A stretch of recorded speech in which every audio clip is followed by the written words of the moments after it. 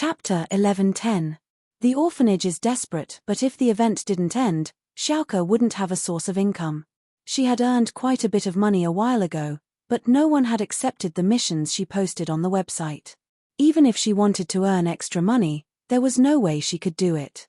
She could only sit on the bed and sigh at the sky. Xiaoke, why are you looking so sad? The kitchen's done cooking, why aren't you eating? The kids are waiting for you. The dean pushed open Xiaoke's door and walked in. Dean, I'm not hungry. You guys eat first. Xiaoke shook her head. As Xiaoke's source of income was cut off, the orphanage's days were getting worse and worse. Almost every meal was potato and cabbage, and the portions were getting smaller and smaller. The last few thousand of the orphanage's money was used to buy some potatoes and cabbage, as well as some rice and noodle. These things were easy to store, and they could get a lower price if they bought them in bulk. These were the leftover vegetables from last autumn, and since the new vegetables were coming soon, the sellers were selling them at a lower price. But while the vegetables were cheap, the rice and noodle were expensive. Xiaoke tried her best to eat vegetables and not rice, but she felt disgusted. She really didn't want to eat today. She could save some food. Xiaoke, look at how skinny you are. How can you not be hungry? If your body collapses, what will happen to the kids? How could the dean not know what Xiaoke was thinking? But wasn't she the same? Seeing the rice and noodle decreasing day by day, the dean was worried as well. But even if she was worried, she couldn't stop Xiaoke from eating. Okay, I'll go eat then. Xiaoke nodded. But the more they did this, the more trouble they had. There was a saying that misfortune never comes alone. The orphanage didn't have money, but they needed it when they didn't have it. Not long after the meal, a kid got acute appendicitis from playing soccer. Xiaoke and Ken quickly brought the kid to the hospital, but when they got there, Xiaoke suddenly remembered that she was out of money. In this period of time, the orphanage savings had been used up, and Xiaoke didn't have a single cent in her hand. These days, the hospital wasn't a charity organization, and without money, they wouldn't be able to perform the surgery. Xiaoke knew this very well. Luckily, Xiaoke had some acquaintances in the hospital, such as Nurse Wang Sis. But knowing people didn't mean that she didn't need to spend money. What Xiaoke could do was ask Nurse Wang to do the surgery for the child, and then Xiaoke would go and collect the money. Even so, Xiaoke was very grateful. Seeing the sick child being pushed into the surgery room, Xiaoke finally let out a breath of relief. She turned to the nurse beside her. Nurse Wang, thank you so much. It's nothing. It's just a piece of cake. But Xiao Ku, you still have to pay the medical fees as soon as possible. Otherwise, if the hospital leaders blame me, I can't afford it, said Nurse Wang. I know, Nurse Wang. I just left in a hurry and didn't bring any money with me. I'll go back and get the money now. Xiaoke didn't tell the nurse about her predicament. Nurse Wang was already helping her a lot, so why would she give her more trouble? Nurse Wang was just a normal nurse, and her monthly salary wasn't high. Xiaoke couldn't possibly ask her for money. All right, I'll leave first. I still have things to do, and I'm the only one in the nurse's room. I can't leave for too long. Nurse Wang didn't think too much about it. She knew Xiaoke's occupation, and from her perspective, Xiaoke didn't lack money. Okay, then go back to your work. We'll be fine here. Xiaoke nodded. After Nurse Wang left, Xiaoke sighed and turned to Xiao Ken. Xiao Ken, you stay here. I'll go back to the orphanage to get some money. Xiaoke sis, you don't need to lie to me. I know that the orphanage doesn't have any money, right? Ken hesitated and looked at Xiaoke. Ken, you know about it. Xiaoke nodded slightly, not denying it. Ken was the oldest child in the orphanage, and his mind was mature. Naturally, he could tell that something was wrong with the orphanage. Yes, Xiaoke sis. Is there anything I can do to help? Ken raised his head and gathered his courage to ask. In his heart, he had always had a crush on Xiaoke, but he knew that he wasn't good enough for Xiaoke. However, the children in the orphanage treated Xiaoke as their goddess and idol since they were young, and that was understandable. Even if he knew it wasn't realistic, he still wanted to share some of Xiaoke's worries. It's okay. Stay here and look after the orphanage. I'll go get some money. Xiaoke waved her hand. In her eyes, Ken would always be a child. Ken nodded, a little disappointed. As expected, Xiaoke always treated him as a child. Okay, I'm here. Come back soon, Xiaoke sis. Ken nodded. Xiaoke ran out of the hospital quickly, and saw the patrolling policeman on the street. She was in despair. It seemed like her plan to steal the wallet was going to fail. In actuality, Xiaoke didn't need to go to the streets to steal money. The hospital was the best place to do it. There were a lot of people with money there, but Xiaoke wasn't a bad thief. She had her own morals, and she couldn't bear to steal the money of the people in the hospital. Many of them were here to pay for their family and friends' medical fees. What would they do if she stole their money? This money might be the life-saving money for their family and friend. And so, Xiaoke left the hospital decisively and walked on the streets aimlessly. Unknowingly, Xiaoke followed the flow of people to the train station. This used to be Xiaoke's paradise. The train station used to be filled with scalpers, street vendors who dominated the market, and unscrupulous drivers who scammed tourists. These were all Xiaoke's targets. She didn't feel guilty at all when she stole their money. The money in their pockets was ill-gotten money, and she didn't feel guilty at all. Chapter 11:11. Medical expenses. Looking at the passers-by and the patrolling police gave Xiaoke a headache. She had to get some money for the medical expenses no matter what. She couldn't let Nurse Wang down. Xiaoke looked at the passers-by and could only force herself to look for a target. She only hoped that there were too many people here, and that the police wouldn't have enough people to pay attention to her. Very quickly, she found a target, a young man who had just come out of the train station. The young man was quite tall, but at a glance, one could tell that he came from the mountains. He was dressed very rustic, wearing a blue sleeveless shirt and black shorts. He belonged to the kind of rustic that couldn't be more rustic. It was obvious that this was his first time in the city, and he didn't have much experience in society. It was easy to make a move on him. It wasn't that Xiaoke didn't think about stealing money from those fat bosses, but those people were more meticulous, and it wouldn't be easy to make a move on them in a place like this. It was easy to make a move on a country bumpkin like this, but Xiaoke had never stolen money from a good person before. This young man was easy to make a move on, but it didn't fit Xiaoke's principles. Xiaoke followed behind him, hesitating. She didn't know if she should make a move or not. No matter what, she had to pay the money today. Xiaoke had already troubled Nurse Wang a lot, and she couldn't give her any more trouble. If she didn't pay, the hospital's leaders would scold Nurse Wang, and that wasn't something Xiaoke wanted to see. But Xiaoke really couldn't bear to make a move on this young man. He looked like a simple and honest villager, and Xiaoke felt that stealing his money would make her feel guilty. Unknowingly, Xiaoke had been following him for a while now, and she still couldn't make a move. "Why are you following me?" Xiaoke didn't make a move yet, but the young man suddenly turned around and looked at her weirdly. Gauden was quite troubled. What was this pretty girl doing behind him? In fact, Gauden had noticed it when Xiaoke was following him, but she was a pretty girl, and he didn't think of her as a bad person.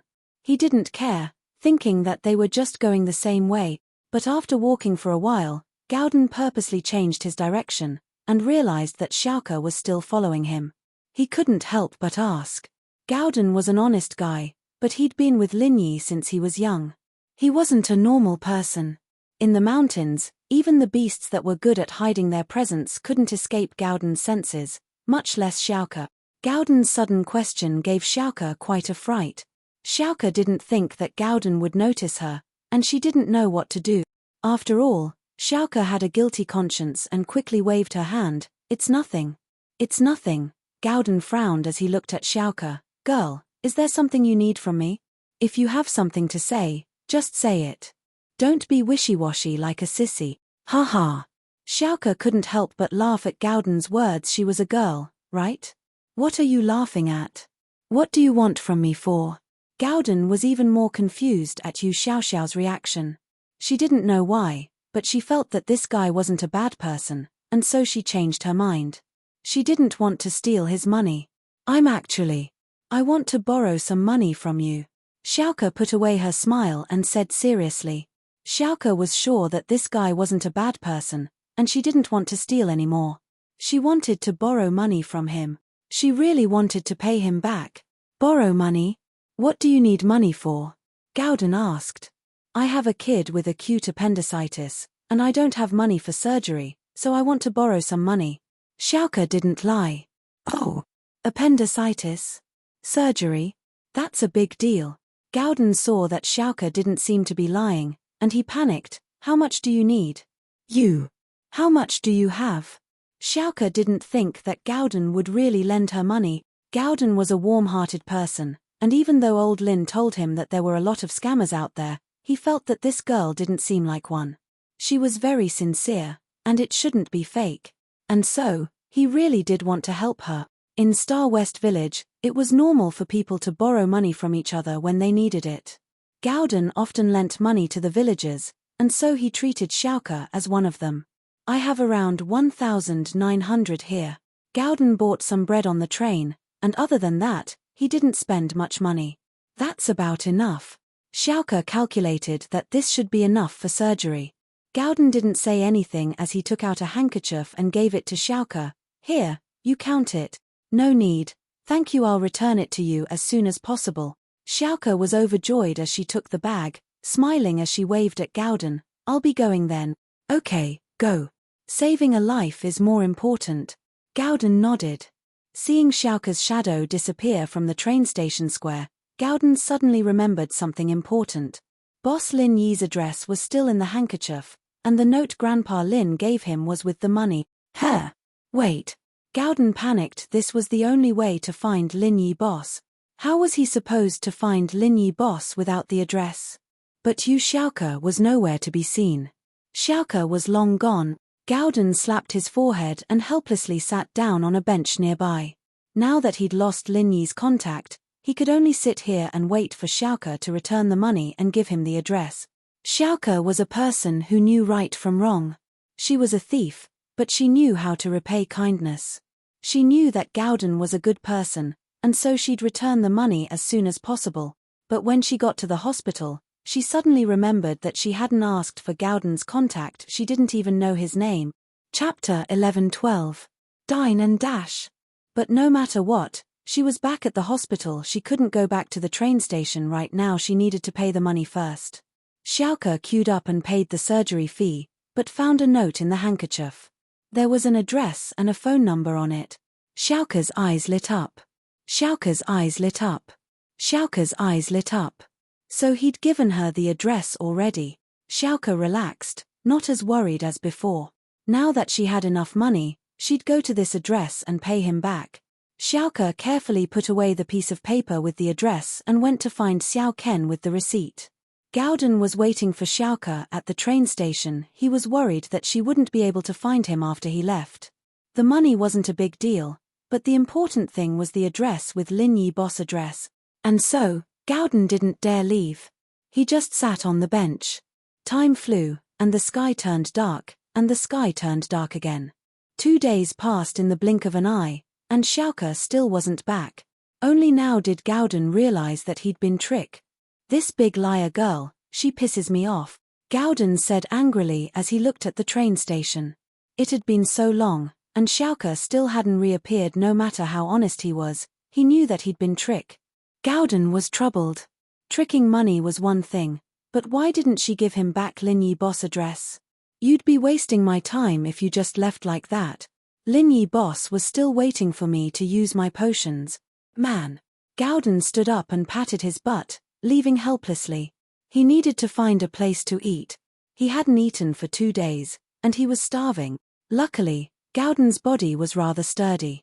If it were someone else, they'd be starving to death already. He didn't get far before smelling the smell of fried chicken. He raised his head and saw the big sign next to him, with the words Burger Fried Chicken written on it.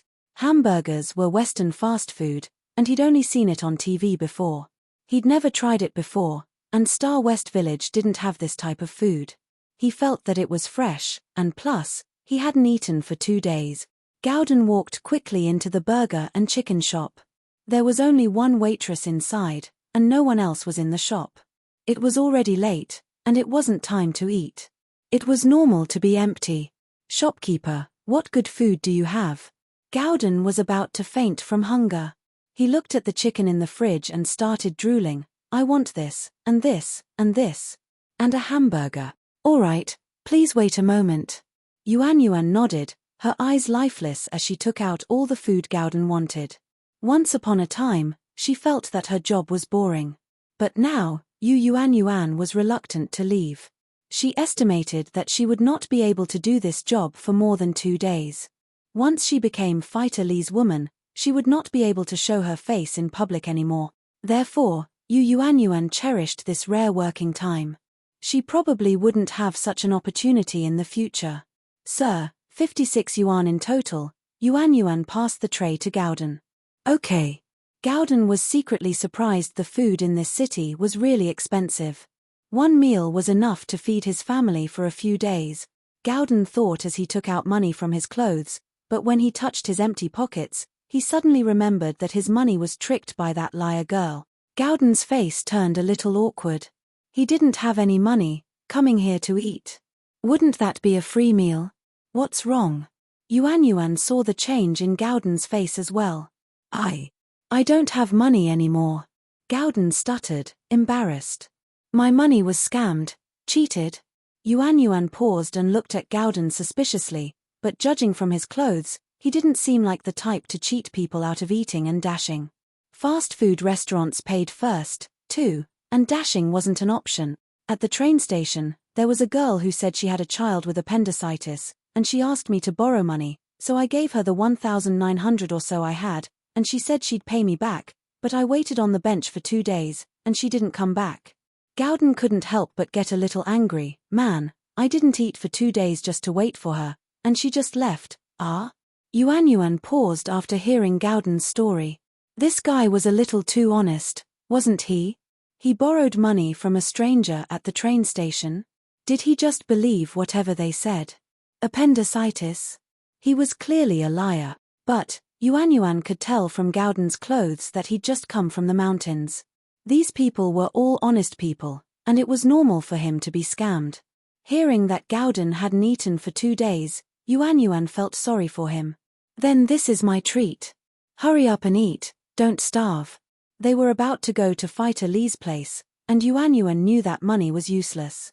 Fighter Li didn't lack money, so she didn't mind doing something nice. Gauden was like his father, Yu Ren. They were both scammed, and Yuan Yuan felt that she should help him out. I can't accept that. Gauden scratched his scalp. He didn't expect Yuan Yuan to be treating him for free. The girl in front of him wasn't as pretty as that scammer, but in his eyes, she was still a beauty amongst beauties. She was much prettier than those village girls from West Star Village. Plus, Yu Xiaoke's image in Gauden's mind was extremely bad, while this Yuan Yuan in front of him was extremely kind. They were both beauties who lived in the same city, so why was there such a huge difference between them? It's nothing, you're very kind, you just got scammed. Hurry up and eat, it'll get cold, Yuan Yuan said. Then I won't hold back. When I find that scammer girl and get the money, I'll pay you back. Gauden looked at the fried chicken and hamburger, his saliva almost dripping out. With that, Gauden happily took the tray and found a place to eat. Chapter 11:13. Why were you crying? Yuan Yuan felt like crying all of a sudden. If it weren't for Fighter Li and Scorpion, she would have died a long time ago. But now, she couldn't die even if she wanted to. Even her life wasn't her own anymore. At that thought, Yuan Yuan couldn't help but start sobbing. Gauden was having a great time eating when he heard a woman crying. He jumped up and looked up to see Yuan Yuan crying. Shop girl, what's wrong? Gauden quickly walked over. Yuan Yuan didn't say anything, only crying. Gauden's question touched her heart, and she cried even harder. Hey, girl, why don't you say something? What's wrong? Why are you crying all of a sudden? Gauden panicked when he saw that Yuan Yuan wasn't talking. Are you worried that I didn't pay for my meal? Don't worry, I'll pay you back for sure. Stop crying, you're making me uncomfortable. Woo! Yuan Yuan started crying even harder at Gauden's nonsense. Yu Ren was worried about his daughter, and thinking that he wouldn't have many chances to see her again, he decided to lock up his shop early and go to the burger shop. Yu Ren heard his daughter crying as soon as he stepped into the burger shop. He panicked and ran over. Yuan Yuan, What's wrong? Why are you crying? Did something happen? Dad. When Yuan saw her father, she threw herself into his arms and cried even harder. Yuan, don't cry, what's wrong? Ren asked carefully as he hugged his daughter. Man, I just didn't bring money for my meal. You said you're treating me, why are you crying again? If you regret it, I won't eat anymore. Gowden really didn't know what to do. Ren paused. So this guy was here to eat and dash. But it didn't sound like it. It seemed like his daughter was treating him. You. Go eat your food, it has nothing to do with you. Yuan quickly explained, afraid that her father would blame Gowden. Hey, it has nothing to do with me. Then why are you suddenly crying? She was fine just now, why'd she start crying all of a sudden? Gowden sighed, not understanding what was going on. Kid, since it's none of your business, go eat. Ren could guess why his daughter was crying, and he knew that it had nothing to do with Gowden. He waved his hand and told him to go eat. I ate your food, but I didn't eat it for free. Did you run into some trouble? Tell me, I'll see if I can help you. Gowden looked at Yuan and guessed that she was in trouble. You can't help me. No one can help me. Yuan seemed to be talking to Gowden, but also to herself. Don't ask, why can't I help? Gowden felt a surge of pride in his heart as he looked at Yuan crying. Gowden was the type of person who would repay the kindness of others with a single drop of water. Yuan had treated him to a meal, and now that Yuan was clearly in trouble, he couldn't just stand by and watch. I got kidnapped to be a concubine, can you help me? Yuan didn't know what to do anymore, so she just said it out loud. This wasn't something to be proud of. She didn't want to say it, but Gowden kept asking, so she had no choice. Concubine? Gowden blinked. You got kidnapped to be a concubine? Who wants to kidnap you? Why would they want to kidnap you? Don't ask so many questions, it has nothing to do with you. Just leave after eating. Yuan saw that Gowden was an honest person, and she didn't want him to get involved in this. Tell me, what's going on? I don't believe that someone would kidnap you just because I'm sitting here. Gowden's temper flared up as he glared at her. Gowden had a good impression of Yuan, and he felt that she was a kind girl, treating him to a meal. She was much better than that scammer girl. So now that Yuan was in trouble, Gowden was a warm-hearted person. How could he just ignore it? It's fine, I'll tell you if you want to hear it. Yuan saw that Gowden was determined to get to the bottom of it, so she didn't insist. She'd been holding it in for the past 2 days, and having an outsider to talk to would make her feel better. In fact, Yuan didn't think that Gowden could do anything. He'd just entered the city, so how would he know how cruel the world was? And so Yuan told him about how Scorpion tricked her father into going to the arena, how he borrowed money, and how he forced her to be Fighter Lee's concubine. Gowden was furious after hearing what happened to Yuan, glaring at Ren. Who the hell is that lil Scorpion and Fighter Lee? One's a street thug, one's a street fighter, and I thought they were powerful people, but they're just 2 pieces of trash, and you want your daughter to pay off the debt. What kind of father are you? Are you a man or not? So what if I am? That Scorpion is from the underworld, and that Fighter Lee is very powerful as well, breaking a steel door with 1 punch. What do you expect me to do? 1 word from him and my family will be destroyed. Ren smiled bitterly. So you just accept your fate? You want your daughter to be his concubine? Gowden was pissed. What kind of father was this? What else can I do? Ren shook his head helplessly. Kid, you don't understand. You're too honest. You don't know how powerful those people are. How powerful? How powerful can a street ruffian and a martial artist who performs martial arts be? Gowden said in disdain, these people only bully the weak and fear the strong. If I were you, I'd fight them to the death. Fight? I'm no match for them. Hurry up and beat them to death. Ren felt that Gowden was getting more and more unreasonable. He shook his head. Why are you talking about my dad like that? You just entered the city, how would you know how powerful they are? It's easy for you to say, but why don't you fight them to the death? Yuan was getting pissed. Her father wasn't a good person, but being scolded by an outsider like Gowden made her feel uncomfortable. Gowden had a point, but he didn't know how complicated things were, and how powerful those people were. Chapter 11:14. Gowden punches fighter Lee, top, here. Yuan got even angrier after hearing Gowden's word. You killed him with one punch. Aren't you afraid of losing your tongue? Yuan had a good impression of Gowden before. He was a simple and honest guy, and although he got tricked, at least he was a warm-hearted person. But even if you were warm-hearted, you shouldn't butt in when you couldn't do anything about it. Saying random things was just causing trouble. And so, in a fit of anger, she gave Fighter Lee's name card to Gowden. On it was the address of the arena. Fighter Lee had left this sign yesterday, and he came here because he was afraid that Yuan would run away. He wanted to see what she was doing, reminding her not to forget the promise. Gowden took the name card and didn't say anything. He stuffed the chicken drumstick into his mouth and left the burger shop. Hey, where are you going? Yuan jumped. Looking at Gowden, it seemed like he really was going to fight Fighter Lee to the death. She panicked a little. She was just saying it out of anger, but she didn't think that Gowden would actually do something like that. If it were someone else, Yuan wouldn't think much about it. After all, a lot of people were just pretending to run away. Who knew what they were going to do? But Gowden was different. She could tell from the fact that he was kind enough to pay the medical fees that he was a warm-hearted person. Yuan was really worried that he'd go fight Fighter Lee to the death. Yuan felt that she was already unlucky enough. If she dragged Gowden into this for no reason, then her conscience would be hurt.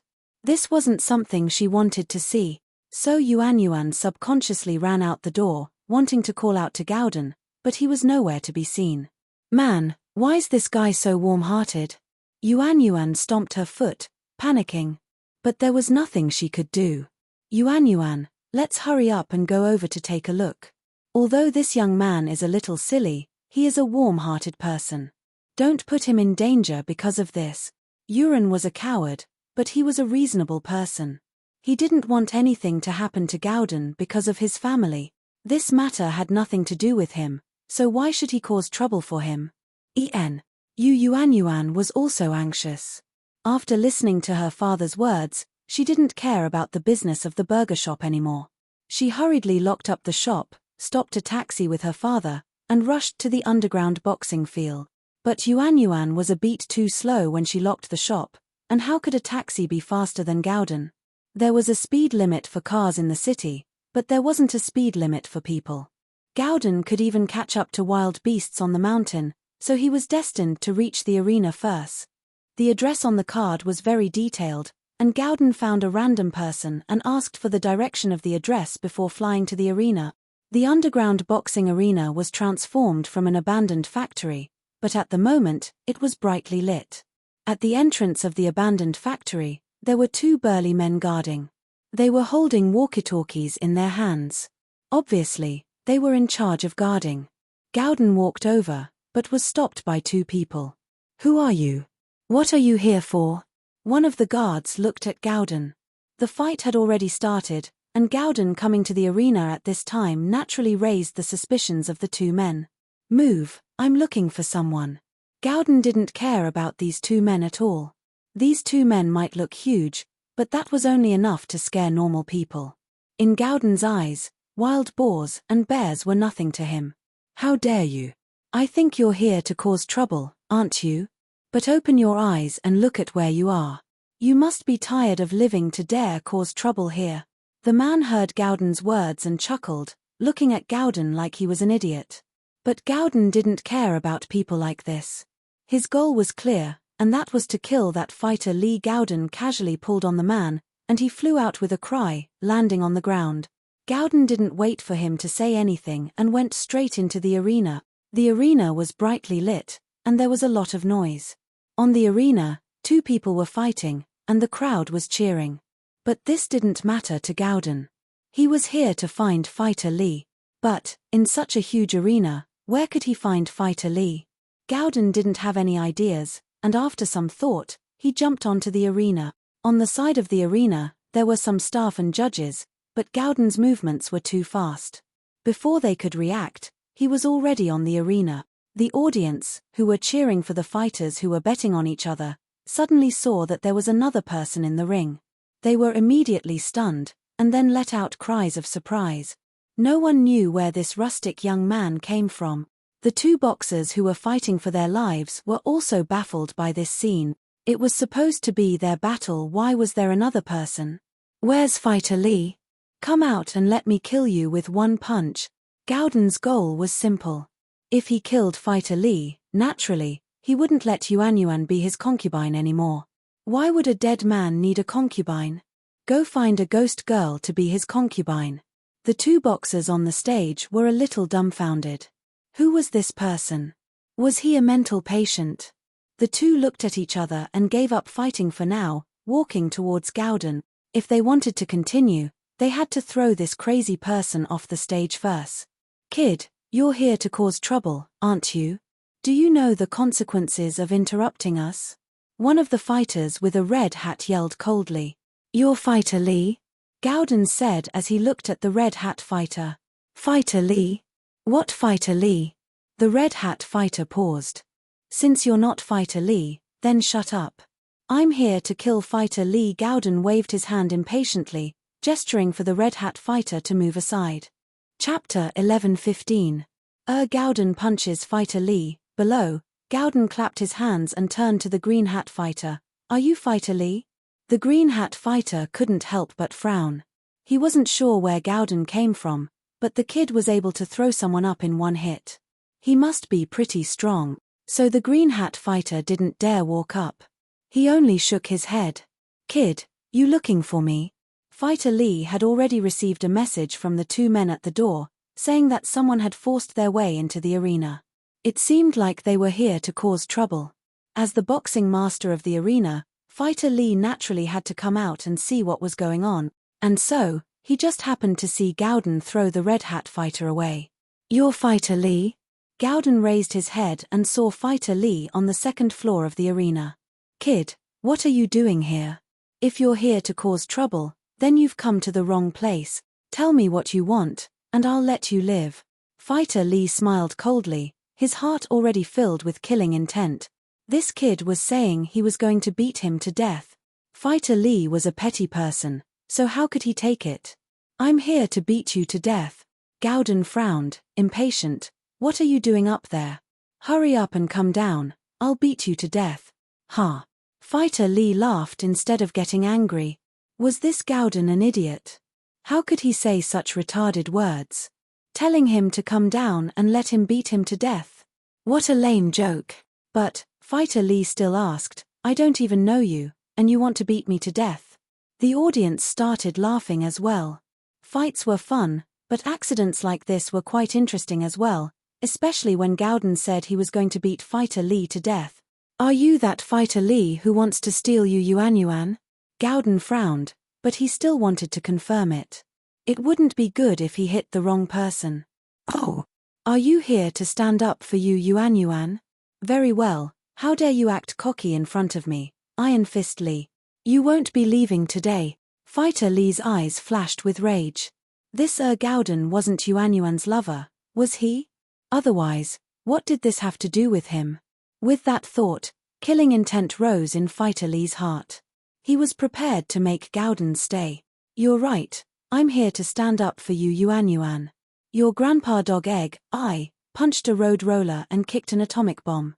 It's fine if I call myself Iron Fist Dog Egg, but you, a filthy, shit-like person, still call yourself Iron Fist Lee. Pooh. Gowden spat out some phlegm in disdain, and the phlegm flew all the way to the second floor, landing on Fighter Lee's head. Wayayayaya, I'll kill you. Fighter Lee wiped his forehead and jumped down from the stands, landing firmly on the stage. As a mystic mid-phase physical practitioner, this was a piece of cake. But, as soon as he landed on the stage, a hand came at Gowden. He was already furious, and wanted to kill Gowden with his fist. Gowden didn't dodge at all, raising his fist to meet Fighter Lee's fist head-on. Catcher. Bang. A crisp sound, a muffled sound. Fighter Lee's body flew out of the ring. One of his arms was bent at an abnormal angle. Obviously, the catcher sound was the sound of his arm breaking off. In the air, there was a streak of blood. It was spat out by Fighter Lee. He spat out blood as he flew through the air. With a peng sound, he landed heavily on the ground. Red and white blood flowed all over the ground. Then there was no more movement. Obviously, he would not survive. Ah! There was an exclamation of surprise from the audience. In this underground arena, it wasn't rare to kill someone, but to send someone flying and spit out blood was unheard of. This was something that could only be seen in movies. And so, the audience cheered again. Of course, they didn't know who Fighter Lee was, and they didn't know that he was the one who killed the Red Dragon. They thought that he was just a low-level fighter. Gowden saw that Fighter Lee was dead, and he didn't stay any longer. It was common for people to die in this arena, but he was afraid that the people here would call the cops. Before they could react, he jumped off the stage and ran out of the arena like a puff of smoke, leaving the place. But just as they stepped out of the arena, a taxi stopped not too far away. The people who got out of the taxi were Yu Ren and Yu Yuanyuan, father and daughter. The two got off the car and saw Gowden running out.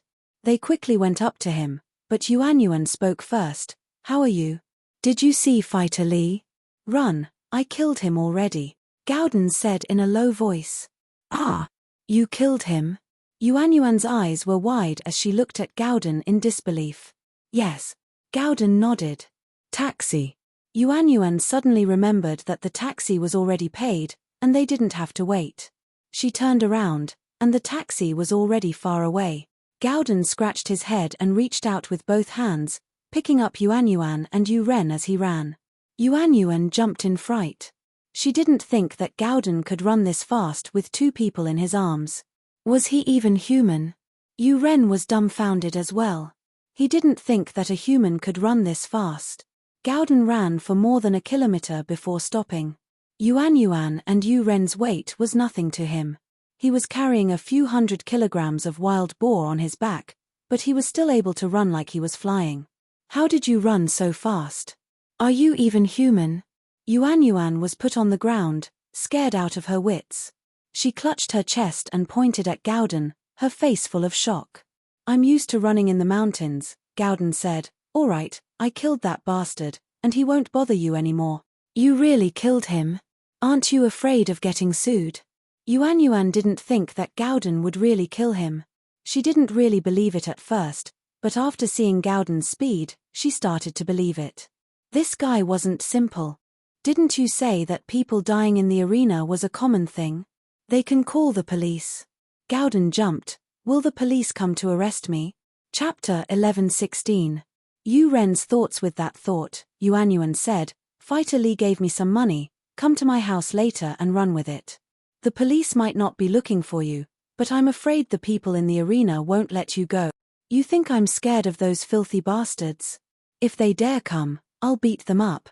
Gowden didn't really care about the people in the arena. Plus, what would you guys do if I left?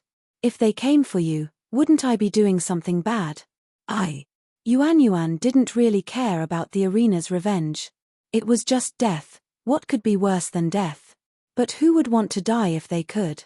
Seeing how Gowden didn't seem to care, Yuanyuan wanted him to stay, but she didn't want to cause trouble for him. "Hey, what's with this and that? I don't have a place to stay anyways, so I'll just stay at your house for a few days." Gowden was telling the truth. He had no money, and he even lost Boss Lin Yi's address. Where would he go? "Kid, did you really kill Fighter Lee?" Yu Ren pondered for a long time before finally asking. "That Fighter Lee was a piece of shit. I killed him with one punch." Gowden nodded. "Then what do you want to do in the future? What do you want to do in Songshan?" Yu Ren felt that Gowden wasn't a bad person, and his mind started working. If he could make Gowden work in his shop, that would be a good thing. His body was strong, and he'd be a good worker.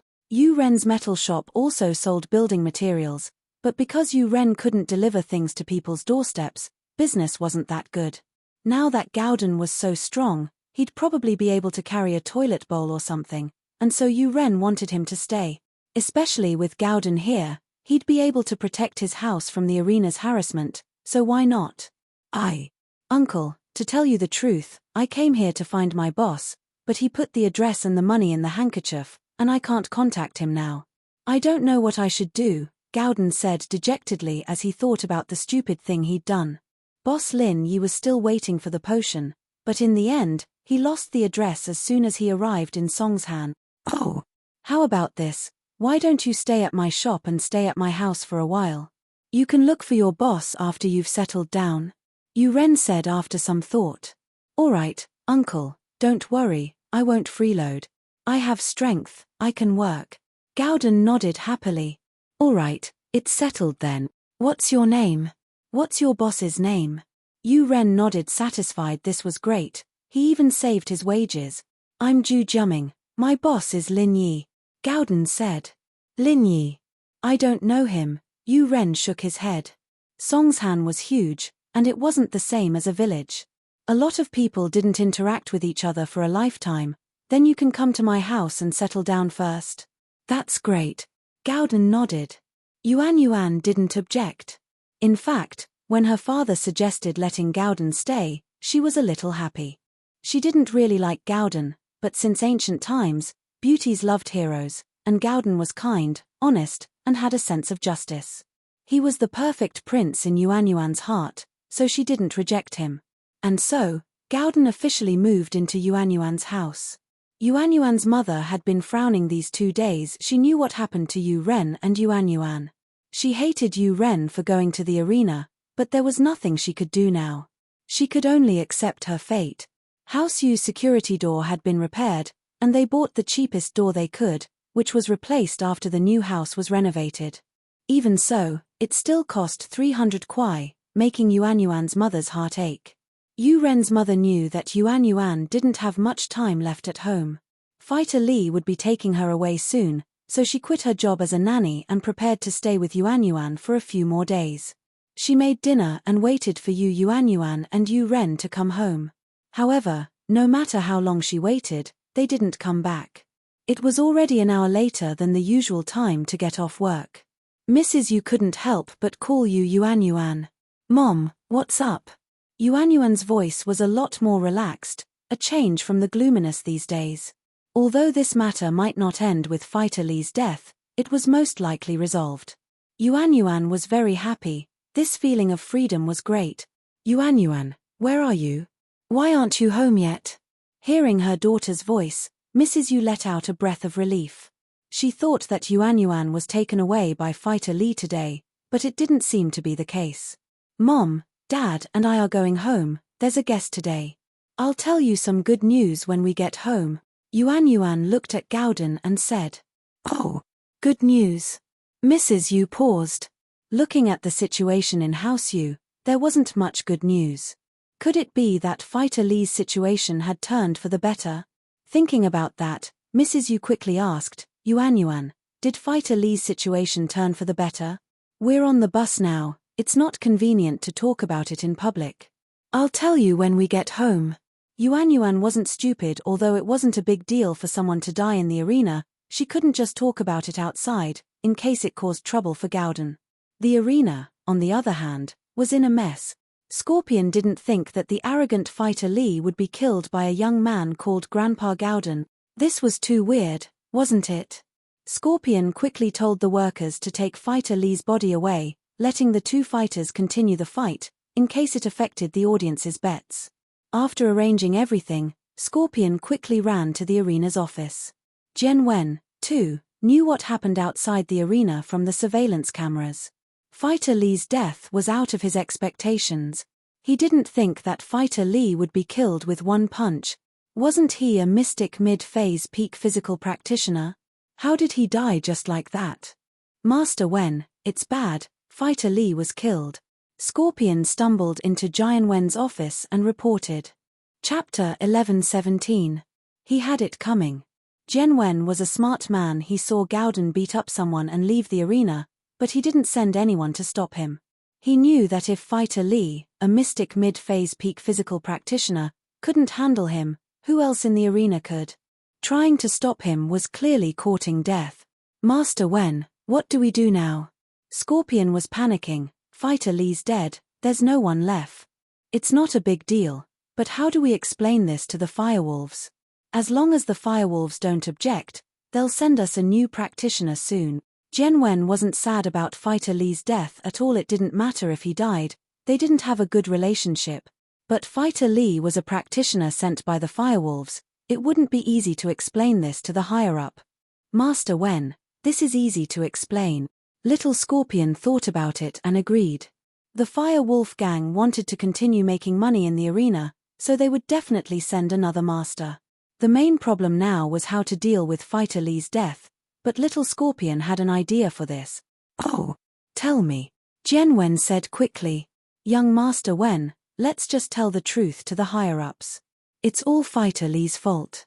He fell in love with a girl from a good family, but he didn't expect the girl's lover to be so powerful. He came to the door and killed him with one punch. Scorpion thought for a moment and said, Master Wen, you still have to complain to the higher-ups about this. Say that Fighter Li didn't listen to you, that he was arrogant and despotic, that's why he kidnapped a girl. If he listened to you and didn't cause trouble, he wouldn't have been beaten to death.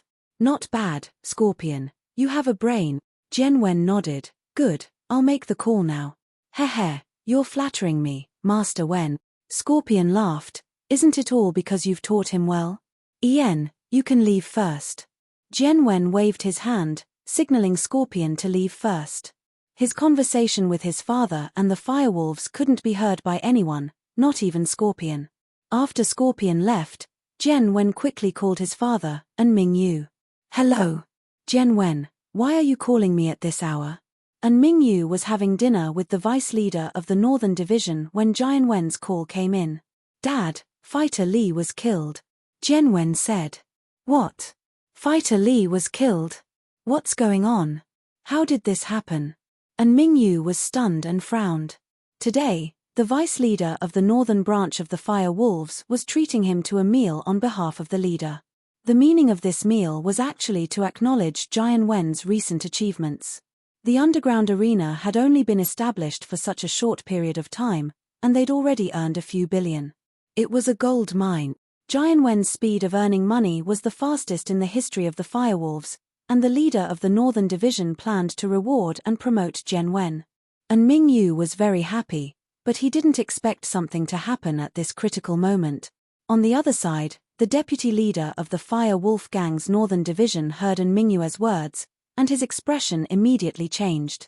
He asked with a gloomy face, Ming Yu, what's going on? How did Fighter Li die? I haven't asked clearly yet, let me ask him first. And Ming Yu's forehead was covered in a layer of cold sweat.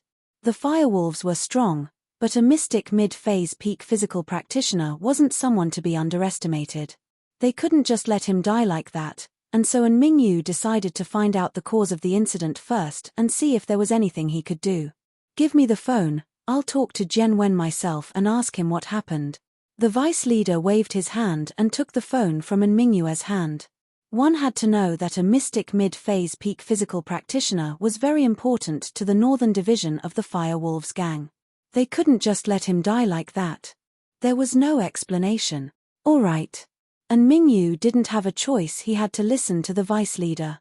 He was worried that Jian Wen would be punished, but he couldn't go against the vice leader's wishes. He regretted coming here today, he should have told his son beforehand, and maybe there would have been a way out. Hello. Jian Wen. What's going on? Fighter Li is a master of our Northern Division. How did he get killed when he came to your place? How did such a big incident happen? The vice leader started to question Jian Wen. Hello, is this the vice leader? Jian Wen was a little tensed. This was his first time talking directly to a high-level member of the Firewolves, but he maintained his composure and asked respectfully. It's me, tell me how Fighter Li died, in detail. The vice leader said. Vice leader, I finally found a boss that I can talk to. Jian Wen acted as if he was full of grievances. Vice leader, that Fighter Li didn't listen to my commands at all, acting like a tyrant and causing trouble. Look at him now, isn't he? He was beaten to death by someone. You have to help me, it's affecting the arena's business. Oh. The vice leader paused from Jian Wen's tone. It sounded like Fighter Li was beaten to death, and he felt wronged.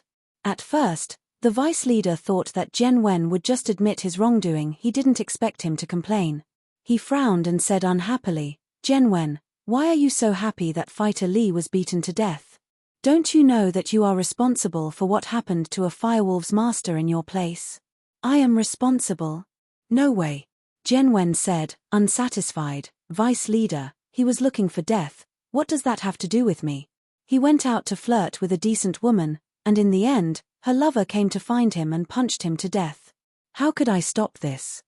Fortunately, her lover was reasonable and knew that every wrong has a perpetrator, and every debt has a debtor, so he didn't tear down my boxing field. Otherwise, I would have suffered a great loss. Chapter 11:18. Chapter 11:16, Valentine's Day Special. Note: Valentine's Day Special can be considered a theatrical version, not a reference to the main plot. Today was the 14th of February, the traditional Valentine's Day in the West. Heavy snowflakes were falling from the sky, blanketing everything in white. Most of the cities in the world were in the midst of a lively and peaceful atmosphere. Couples walked through the shops on the pedestrian streets, enjoying each other's company. But there was one place that was an exception. This was the border of a small European country, where the temperature was as low as -38 degrees Celsius. There was no hustle and bustle here. The quiet border was covered in snow, and the air was filled with danger. Lin Yi dug out a few mud balls from the fire in front of him and tossed them to the girl beside him. Eat. The mud ball that he had just taken out was still emitting hot air, but it soon cooled down. The girl's dexterous hands pushed the mud ball away. Inside was a roasted sparrow. The outer shell of mud had already stuck all the bird's feathers off, emitting a kind of primitive barbecued meat aroma. It was very mouth-watering. The girl brought the bird meat to his mouth and said happily, "Open your mouth, I'm not hungry." Lin Yi frowned and rejected the girl's good intentions. He stood up and said, "Wait for me here. I'll find some more branches. This fire isn't enough to last through the night. Don't go, I'm scared." The girl saw Lin Yi was about to leave and quickly stopped him. Lin Yi ignored the girl and walked out of the cave. "Eagle, wait for me.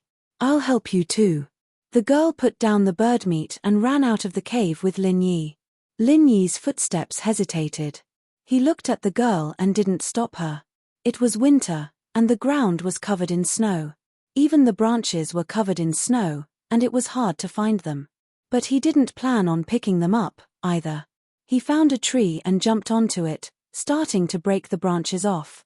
The girl watched Lin Yi from the side, but she couldn't help. She stomped her feet and felt sorry for herself. If it weren't for their stubbornness, the two of them wouldn't have left the team. Lin Yi broke some branches. Seeing that it was almost done, he jumped down from the tree and found a soft vine to tie the branches on the ground.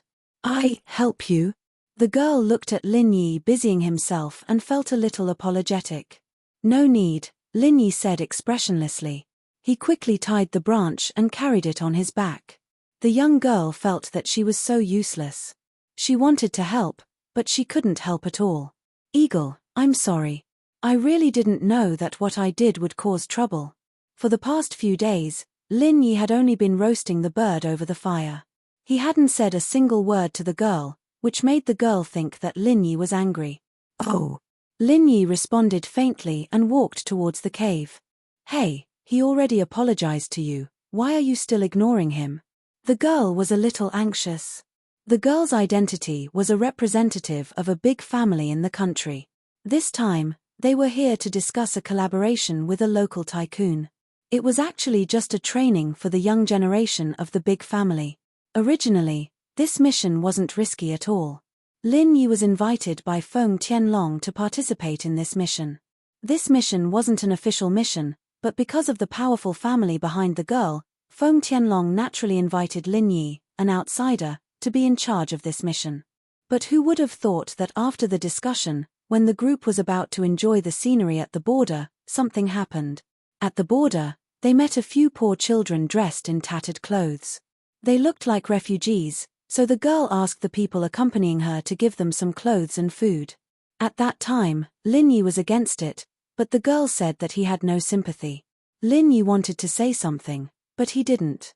He was just a bodyguard, and the others were all direct subordinates of the girl. The specifics were all decided by the girl. These people couldn't wait to flatter the girl, so why would they listen to an outsider like Lin Yi? So, They opened their luggage and flipped through almost everything. They found some food and clothes, afraid that the girl wouldn't be satisfied. Lin Yi frowned, but he didn't say anything. Don't show your wealth, that was the most basic rule. But these people who flattered her were all idiots. The children took the clothes and food and left happily. But not long after, an accident happened. A large number of armed forces rushed over. The children who received the girl's kindness weren't grateful. They called their parents and the armed forces began a large-scale plunder of the girl's group. Although there were masters in the group, in front of a large number of armed forces, they seemed insignificant. The ultimate goal of the armed forces was to detain the girls' group and rob them of their belongings. Under the attack of the armed forces, many of the people who couldn't resist surrendered, and the masters from the girl's family weren't a match for the guns and cannons. But as for the life and death of these people, Lin Yi didn't care at all. As for the things they brought, Lin Yi didn't have the obligation to protect them. To put it bluntly, Lin Yi was sent by Feng Tianlong just in case. When Lin Yi came, Feng Tianlong made it clear that he was only responsible for the girl's safety. So if something happened to the girl, Lin Yi wouldn't be able to explain himself. As for the others, if they wanted to die, they could die. Lin Yi had always been like this.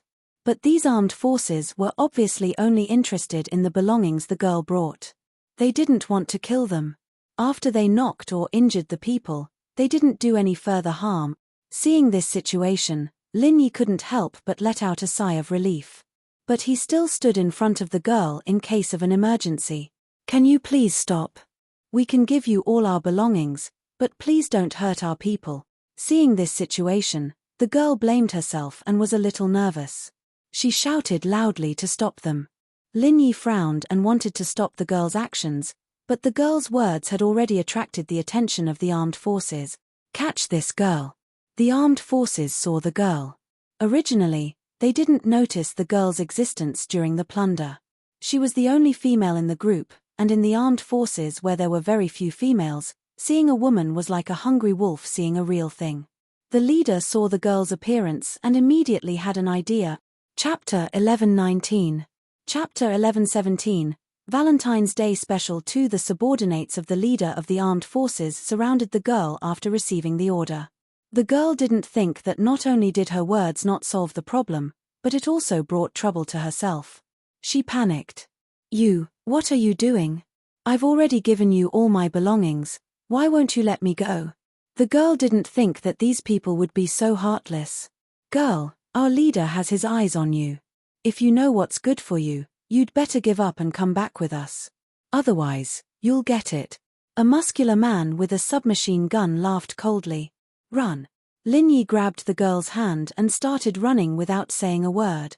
With so many armed men, it was impossible for Lin Yi, who was only at the early phase of the golden class, to win. He could only take the girl and run. The girl was also at a loss from Lin Yi's actions. She stumbled from Lin Yi's pull, but Lin Yi didn't care so much. He grabbed the girl by the waist and ran in the opposite direction. Lin Yi didn't care what happened to the people who followed him. As long as he sent the girl back safely, he would be able to answer to Feng Tianlong. Let go of the girl if you don't want to die. The muscular man with the submachine gun behind Lin Yi didn't think that Lin Yi would run away with the girl. He immediately became angry and warned. Why would Lin Yi care about him? Time was of the essence. The earlier he ran, the less danger he would be in. Run again and I'll shoot. The muscular man saw that Lin Yi was ignoring him and was even more angry. He raised the submachine gun and aimed at Lin Yi. Lin Yi naturally wanted to run, but behind him came the sound of machine guns firing. Lin Yi didn't look back. He used the warning signal of the jade pendant to dodge the bullets coming from behind. The girl didn't think that the armed men would really shoot, especially with a submachine gun. Previously, they were only using guns as a deterrent. But now, it was obvious that they were serious. Put me down, I don't want to drag you down. The girl naturally knew who Lin Yi was. She knew that he was only here to help her family protect her. Her life and death actually had nothing to do with him. Among the people who came along, everyone treated the girl like she was a god. Only Lin Yi didn't pay attention to her at all, and occasionally said a few words of opposition. Therefore, The young girl's initial impression of Lin Yi was very bad. She felt that this person was cold and didn't know how to give in to her at all. Was he even a man? But now, her followers were either kneeling on the ground begging for mercy or being knocked unconscious. At the crucial moment, it was still Lin Yi who brought her to escape. The young girl's heart couldn't help but ripple. Won't I implicate you? Lin Yi didn't explain anything. Lin Yi was a man of his word. He would do what he promised others. He promised Feng Tianlong that he would protect the girl, so naturally, he would keep his promise. Put me down, they have guns. The young girl was a little anxious. In her mind, under the situation of the submachine gun shooting from behind, the two of them wouldn't be able to survive. It was better to put her down and let her deal with the enemies. Lin Yi didn't have the time to reply to the young girl. He had to concentrate and use the strength of the warning signal from the jade to determine the direction of the bullets behind them. If he wasn't careful, he might get shot. This wasn't just 1 or 2 shots, it was a continuous barrage of bullet. The young girl saw that Lin Yi didn't move and immediately became anxious. She struggled on Lin Yi's body and prepared to get down. Don't move. Lin Yi frowned. The young girl's soft body in Lin Yi's arms emitted a faint fragrance. It already made Lin Yi's determination waver. After all, Lin Yi was at the age where he was full of vigor. With the young girl's movement, it made Lin Yi's breathing quicken and his heart flutter. Fortunately, Lin Yi's self-control was stronger. He didn't have any dirty thoughts towards the young girl. However, the young girl's movement was already making Lin Yi unable to bear it. Put me down, the young girl said without hesitation. Don't move if you don't want to die. Lin Yi said coldly. I won't move if you put me down, the young girl said. Bang! While Lin Yi was distracted, there was a muffled sound. Lin Yi's calf was shot. Although this degree of injury was nothing to Lin Yi, the pain still made Lin Yi frown. At this moment, Lin Yi's strength was only equivalent to the early phase of the golden class. Looking at the young girl who was still moving around in his arms, Lin Yi suddenly became angry. He reached out and hit her butt. Of course, Lin Yi only wanted to teach her a lesson. He didn't want to hurt the young girl. Otherwise, with Lin Yi's strength, the young girl would probably be beaten to death if he continued hitting her. The young girl screamed. She never thought that Lin Yi would dare to hit her. Moreover, it was her butt. The young girl felt wronged. She was the little princess of her family. When had she ever been treated like this? Moreover, her butt was being spanked by a man. The young girl was embarrassed and angry. She scolded Lin Yi, "Let go of me. If you don't, I will go back and sue you for being a pervert. Your mouth is on your body. Do what you want," Lin Yi said indifferently. Lin Yi didn't belong to Feng Tianlong's side. He wasn't under Feng Tianlong's control. Therefore, no matter how the young girl complained, Lin Yi didn't care. The young girl saw that she couldn't scare Lin Yi. She could only give up. She pouted and unhappily let Lin Yi carry her as he ran. Although Lin Yi's running speed wasn't as fast as a bullet, he was much faster than the big man chasing behind. In a short while, Lin Yi had already left the big man far behind. However, Lin Yi didn't slow down. Although the big man was chasing on foot, the armed men had cars. Lin Yi was afraid that they would ask people to drive after him. On the snow, running could leave footprints. No matter how far Lin Yi ran, they would be able to find him. After running for a while, Lin Yi stopped. Can you put me down now? The young girl saw that Lin Yi stopped, so she asked. Lin Yi didn't answer. He still hugged the young girl tightly.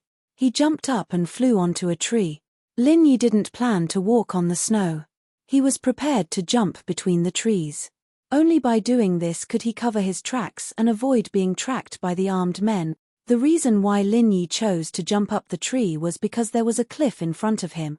In this way, Lin Yi created the illusion of jumping off the cliff to mislead the armed men. The young girl didn't think that Lin Yi would jump up the tree with her. She was shocked. What are you doing? Chapter 1120. T003 Valentine's Day Special 3. After walking for quite a distance, Lin Yi finally stopped on top of a very large tree. Lin Yi estimated that the militants should have caught up by now, and he needed to stop and take care of the wound on his calf. Although this degree of wound wasn't a problem for Lin Yi, the bullet hadn't been taken out yet. After jumping for such a long time, Lin Yi's wound had become even more serious. Lin Yi placed the girl in his arms on a tree trunk at the side. The branches of the tree were very strong, and the space on the tree was large enough to be safe. Even if the girl didn't know martial arts, she wouldn't have fallen. The girl didn't say anything. She didn't think that Lin Yi would actually bring her out of danger. In her heart, she was secretly grateful to Lin Yi. It seemed that he was really different from her subordinates. Previously, the girl thought that if she stayed and negotiated with the militants, she would have a chance of survival, but if she ran away, she would definitely be killed by those people. But now, it seemed that her worries didn't come to pass. At the same time, the girl let out a sigh of relief and said seriously, "Thank you." Lin Yi wasn't interested in the girl's gratitude. Although the girl was beautiful, in his eyes, she was only an employer. No matter how beautiful the employer was, it was just a fleeting cloud. Lin Yi wouldn't have any thoughts about her, and he wouldn't be happy because of her change of opinion towards him. Lin Yi stood up and began to undo his belt and take off his pants. The girl was extremely grateful towards Lin Yi, but when she raised her head, she saw him taking off his pants towards her. She was instantly shocked. "You. What are you doing?" The girl didn't think that just after she escaped danger, she would fall into danger again. Could it be that he saved her because he wanted to molest her? The girl's face became a little pale. Before, she had thought that he was a good person, but now, Lin Yi continued to take off his pants, ignoring the girl. "You. If you continue like this, I'll jump down from the tree." The girl was a little anxious. She had just escaped from the wolves, and now she was in the tiger's mouth. How could she be so unlucky? "I got shot in the leg, can't you see? I have to take care of the wound." Lin Yi was annoyed by the questions, and finally pointed at his calf and explained. "Ah!" After listening to Lin Yi's words, the girl couldn't help but be stunned. She then looked in the direction of Lin Yi's finger and saw that Lin Yi's trousers were already soaked in blood. The girl was startled and said, "You were shot. Are you all right? If you didn't move, would I have been shot?" Lin Yi rolled his eyes and said angrily, "Stop arguing, I want to take out the bullet." "Oh." The girl felt guilty. It turned out that it was because of her previous struggle that Lin Yi was shot. Thinking of this, the girl's eyes were filled with deep regret. "I'm sorry. Should I help you?" "No need," Lin Yi said faintly. He took out a small knife from under his shoe and quickly dug out the bullet in his calf. Then, he took out a small bottle of powder and sprinkled it. The girl's heart skipped a beat. Just as she was about to say something, the sound of a car came from not far away. "Don't make a sound." Lin Yi waved his hand and said, "They are coming." The girl nodded and held her breath subconsciously. But fortunately, the car just circled around and left. They didn't find anything wrong. They didn't even get close to the tree. They left. The girl looked at Lin Yi carefully. "En." Lin Yi responded and put on his trousers. "Then, let's go back," asked the girl. "Go back where? Your people have probably been captured by them. If there are no accidents, they will use these people as hostages to negotiate with the local government and ask for a ransom." Lin Yi said faintly, "You will be captured when you go back. Then will we always be on the tree?" The girl's face was a little strange. "We can't go down for the time being." Lin Yi shook his head. "Not yet. Didn't they leave?" the girl asked with some doubts. "They will come back," said Lin Yi. After listening to Lin Yi's words, the girl was slightly stunned. She felt a little unbelievable, but she still nodded and didn't refute. In her opinion, Lin Yi shouldn't harm her. Sure enough, about 10 minutes later, the jeep that had left before drove back again. It wandered around for a long time before stopping under a nearby tree. The girl's eyes widened. Lin Yi was right. These people actually came back. If it were me, I would have thought that the danger had disappeared and I would go down from the tree. Now, I would have been discovered. Where did they go? Did they really jump off the cliff? The leader of the militants came down from the jeep. His face was a little sinister, and he looked around angrily. Then he said, Continue searching for me. I haven't seen such a beautiful girl for a long time." "Leader, I suspect that they have jumped off the cliff. There are no footprints nearby. The man with the submachine gun said carefully. I told you to search. The leader of the militants said with some unwillingness, if they are alive, I want to see them. If they are dead, I want to see their bodies. You must bring that girl back for me. After I'm done playing with her, I'll let you play with her. Yes. When the man heard the leader's promise, he immediately became spirited and said, I'll go around to the bottom of the cliff to take a look. The girl's face was very pale, full of shame and anger. She didn't expect these people to be so shameless. Fortunately, Lin Yi was by her side. Otherwise, her innocence might have been ruined here. Lin Yi was right. It was impossible to reason with these militants. In their eyes, there was no reason at all. The girl faintly sighed. Fortunately, she had Lin Yi by her side. Otherwise, the people who followed her seemed to be loyal, but in fact, they only knew how to flatter and would drop the ball at the critical moment. We can go now. Lin Yi looked at the jeep in the distance and let out a sigh of relief. The warning signal from the jade had disappeared. This meant that these people wouldn't be coming back in a short period of time. Oh. The girl had learned her lesson and nodded obediently. This time, Lin Yi still didn't choose to go down the tree. It seemed that this area was still within the armed forces' territory. Since their search could extend to here, there was no guarantee that they would come back again. So, in order to avoid trouble, Lin Yi decided to continue to move forward on the tree. The wound on his leg had already started to heal.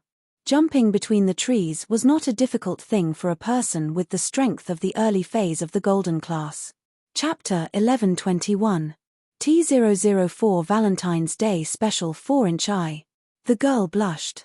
She had never been so close to a man before. However, she knew that she was not a cultivator. Her bloodline was not suitable for cultivation, so it was impossible for her to jump from tree to tree. If she wanted to move forward, she still had to rely on Lin Yi. However, it was indeed a little embarrassing to be carried by Lin Yi. The girl was also afraid that it would be inconvenient for Lin Yi to carry her, so she hesitated and said, How about, you carry me on your back? Heh, okay. This was the first time Lin Yi smiled after facing a formidable enemy. The girl was stunned. You can still smile? I thought you didn't know how to smile. You were born with a cold face. The girl's relationship with Lin Yi was not good before because Lin Yi was the only follower who did not flatter her. Moreover, no matter what the girl suggested, Lin Yi would object most of the time. From his point of view, the purpose of this trip to a small European country was to complete the business negotiations. Other than that, everything else was unnecessary. Therefore, the girl thought that Lin Yi was a person who did not understand human emotions. He always put on a fierce poker face and did not know how to be flexible. But now, the girl finally understood that what Lin Yi said before was for her own good. In this kind of foreign country, her follower had no experience at all. Obviously, Lin Yi had a lot of experience. Just like before, if she had listened to him and not exposed her wealth, she would not have gotten herself into trouble. Lin Yi did not answer the girl. Instead, he turned around and let her lean on his back. Although 16 years old was not very old, the girl's chest had developed well. When she leaned on Lin Yi's back, it was inevitable that her chest would press on Lin Yi's back. This made the girl very shy. But in this situation, she could not care so much. Just as Lin Yi said, if those people found out, the girl's chastity would be lost even if she did not die. Therefore, the girl only hesitated for a moment before leaning on Lin Yi's back and hugging his neck. When Lin Yi stood up, he inevitably had to support the girl's buttocks. Otherwise, if the girl directly hung on his body, Lin Yi would suffocate. The girl's face suddenly turned red, but she was behind Lin Yi, so Lin Yi could not see it. Although the girl's buttocks felt good and he could feel the softness of the girl's chest on his back, Lin Yi could not think so much at this moment. It was more important to escape. Lin Yi crossed many trees again. After about half an hour, Lin Yi stopped and jumped down from the tree. At this moment, Lin Yi had run very far away. There was a mountain range in front, and they should be out of the armed forces' territory. Lin Yi put the girl down. It's about time, we should be out of the enemy's range. Do you have a phone on you? Contact the embassy and ask someone to send a plane to rescue us. Mine is in my backpack. I don't have it with me. Don't you have it with you? The girl was put down, but her face was still red. Just now, when she leaned on Lin Yi's shoulder, the strong masculine scent made her heart beat faster. Lin Yi frowned. He took out his phone and looked at it. He said faintly, "My phone has no signal here. Only your satellite phone can talk." Lin Yi brought a domestic phone, which could use the local communication network. However, they were now at the border.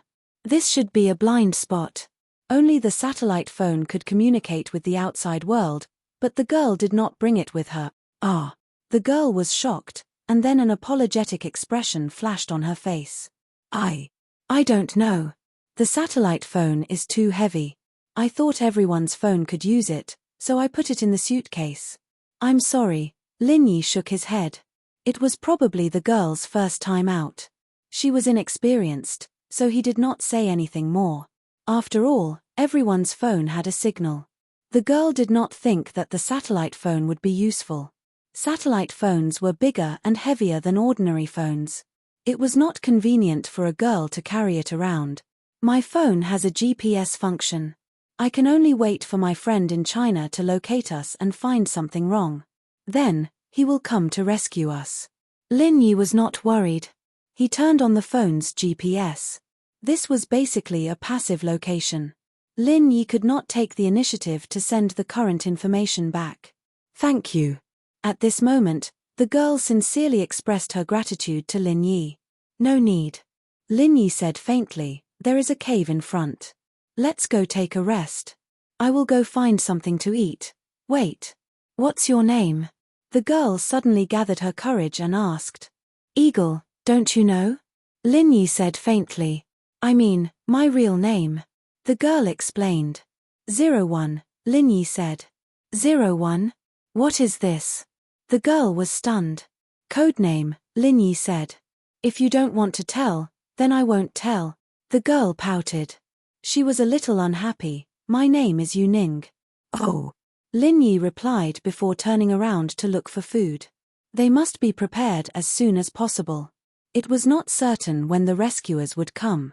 If they were not well prepared, they were likely to die here. The cave was very shallow, and one could see what was going on outside just by sitting inside. The girl hugged her legs and curled up in the cave, quietly watching Lin Yi's silhouette walk away. Watching him disappear from her sight, the girl suddenly felt very lonely. She felt a little lost. It was the first time she was so intimate with a man in private, but he seemed to be very cold to her. Was he still holding a grudge? This was the whole story. Yuning followed Lin Yi. She wanted to help, but Lin Yi's movements were very fast. He had already returned to the cave with the branch. The girl could only follow behind Lin Yi. She was at a loss. The two returned to the cave and sat in front of the fire. Lin Yi closed his eyes to practice the art of dragon mastery. There were few people here, but the air was far better than other places. Lin Yi didn't want to waste this good opportunity to practice. Since he could fall here, it was a blessing and a curse. Yuning looked at Lin Yi, who closed his eyes to rest. She was a little bored, but also a little curious. Although Yuning did not come into contact with many people, she did come into contact with some of the young men from the aristocratic families. Those men were either attentive to her or flattered her in every possible way, but none of them were like Lin Yi, who ignored her. Chapter 1122. T005 Valentine's Day Special 5-inch Let's Talk? Yuning hesitated for a moment and finally asked. What do you want to talk about? Lin Yi opened his eyes. To be honest, Yuning was indeed a very attractive girl, especially for Lin Yi. In addition to Xiao Qi, she was the first woman that he was alone with. However, when he was with Xiao Qi, he was too young. Lin Yi's memory of this was somewhat vague and faded. However, Lin Yi was a very principled person. Yuning was his employer. Lin Yi would not let their relationship go beyond half a step. It was not in line with Lin Yi's style. You must have experienced a lot of interesting things. Can you tell me about it? Lin Yi's alertness and decisiveness made Yuning deeply curious. Yuning thought that he must be a person with a story. Although he looked about the same age as her, he must have had an unusual life. No. Lin Yi flatly refused Yu Ning's question. Yu Ning was a little annoyed. How could this person be so insensitive? Looking at Lin Yi closing his eyes again, Yu Ning stood up. She decided to go out and look at Lin Yi's poker face. It was too boring. Don't go far. Lin Yi did not open his eyes, but said to Yu Ning. Yu Ning snorted. It was an answer to Lin Yi's words and ran out of the cave. Lin Yi did not stop her. There was no danger nearby. The militants should not find them, so Lin Yi did not stop her. Yu Ning left, and Lin Yi breathed a sigh of relief. For the first time, he was alone with a beautiful girl. Lin Yi suppressed the puberty in his heart. He was unconsciously touched. Although Lin Yi knew Yu Ning's identity, Lin Yi's heart still inevitably beat faster. With a beauty by his side, it was impossible for a virgin like Lin Yi not to panic. Although he tried his best to calm himself down, it was not very effective. Lin Yi's state of mind was not as steady as it would be 2 years later. In the end, he was still a normal man. Lin Yi closed his eyes to practice. He didn't want to have too much contact with Yu Ning. In the wilderness, a man and a woman, this was the most likely situation for sparks to fly. Although Lin Yi was eager for something to happen, his reason stopped him. Moreover, Lin Yi was very clear that the other party was the person in charge of this negotiation, the little princess of a big family, and he was just an accompanying bodyguard. Was it realistic to have something happen with the princess? Yu Ning ran out of the cave, but she didn't go far. She didn't want to cause trouble for Lin Yi, so she piled up a snowman near the cave. House Yu was a mysterious house, and the reason why they were able to prosper and become the leader of the hidden houses was because of some unknown secret. She was the inheritor of House Yu. She was the inheritor of House Yu's strength after the death of the old ancestor. This was also the reason why she couldn't practice. Her bloodline was born for inheritance.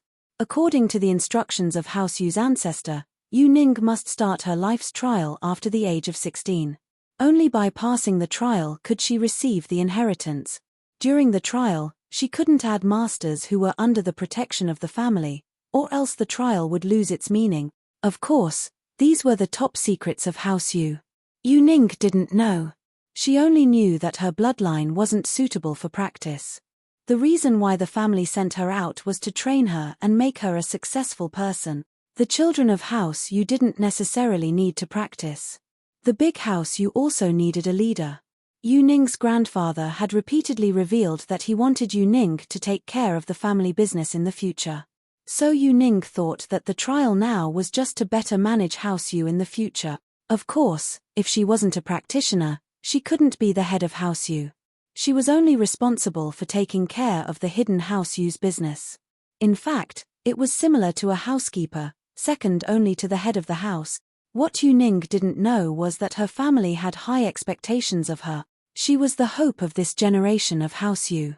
If she could successfully receive the inheritance of House Yu's ancestor, then House Yu would rise and become an existence that surpassed the hidden houses and even the ancient sect. But this was only a legend. House Yu's people weren't sure if the inheritance would succeed. But the ancestor of House Yu wouldn't lie to them. No matter what, having hope was always good. House Yu wasn't an ancient sect, but the old ancestor of House Yu had discovered an ancient ruin when he was young, and in the ruins, he accidentally inherited the martial arts of that ancient sect. However, due to some flaws, it caused him to go mad, and his strength was greatly reduced.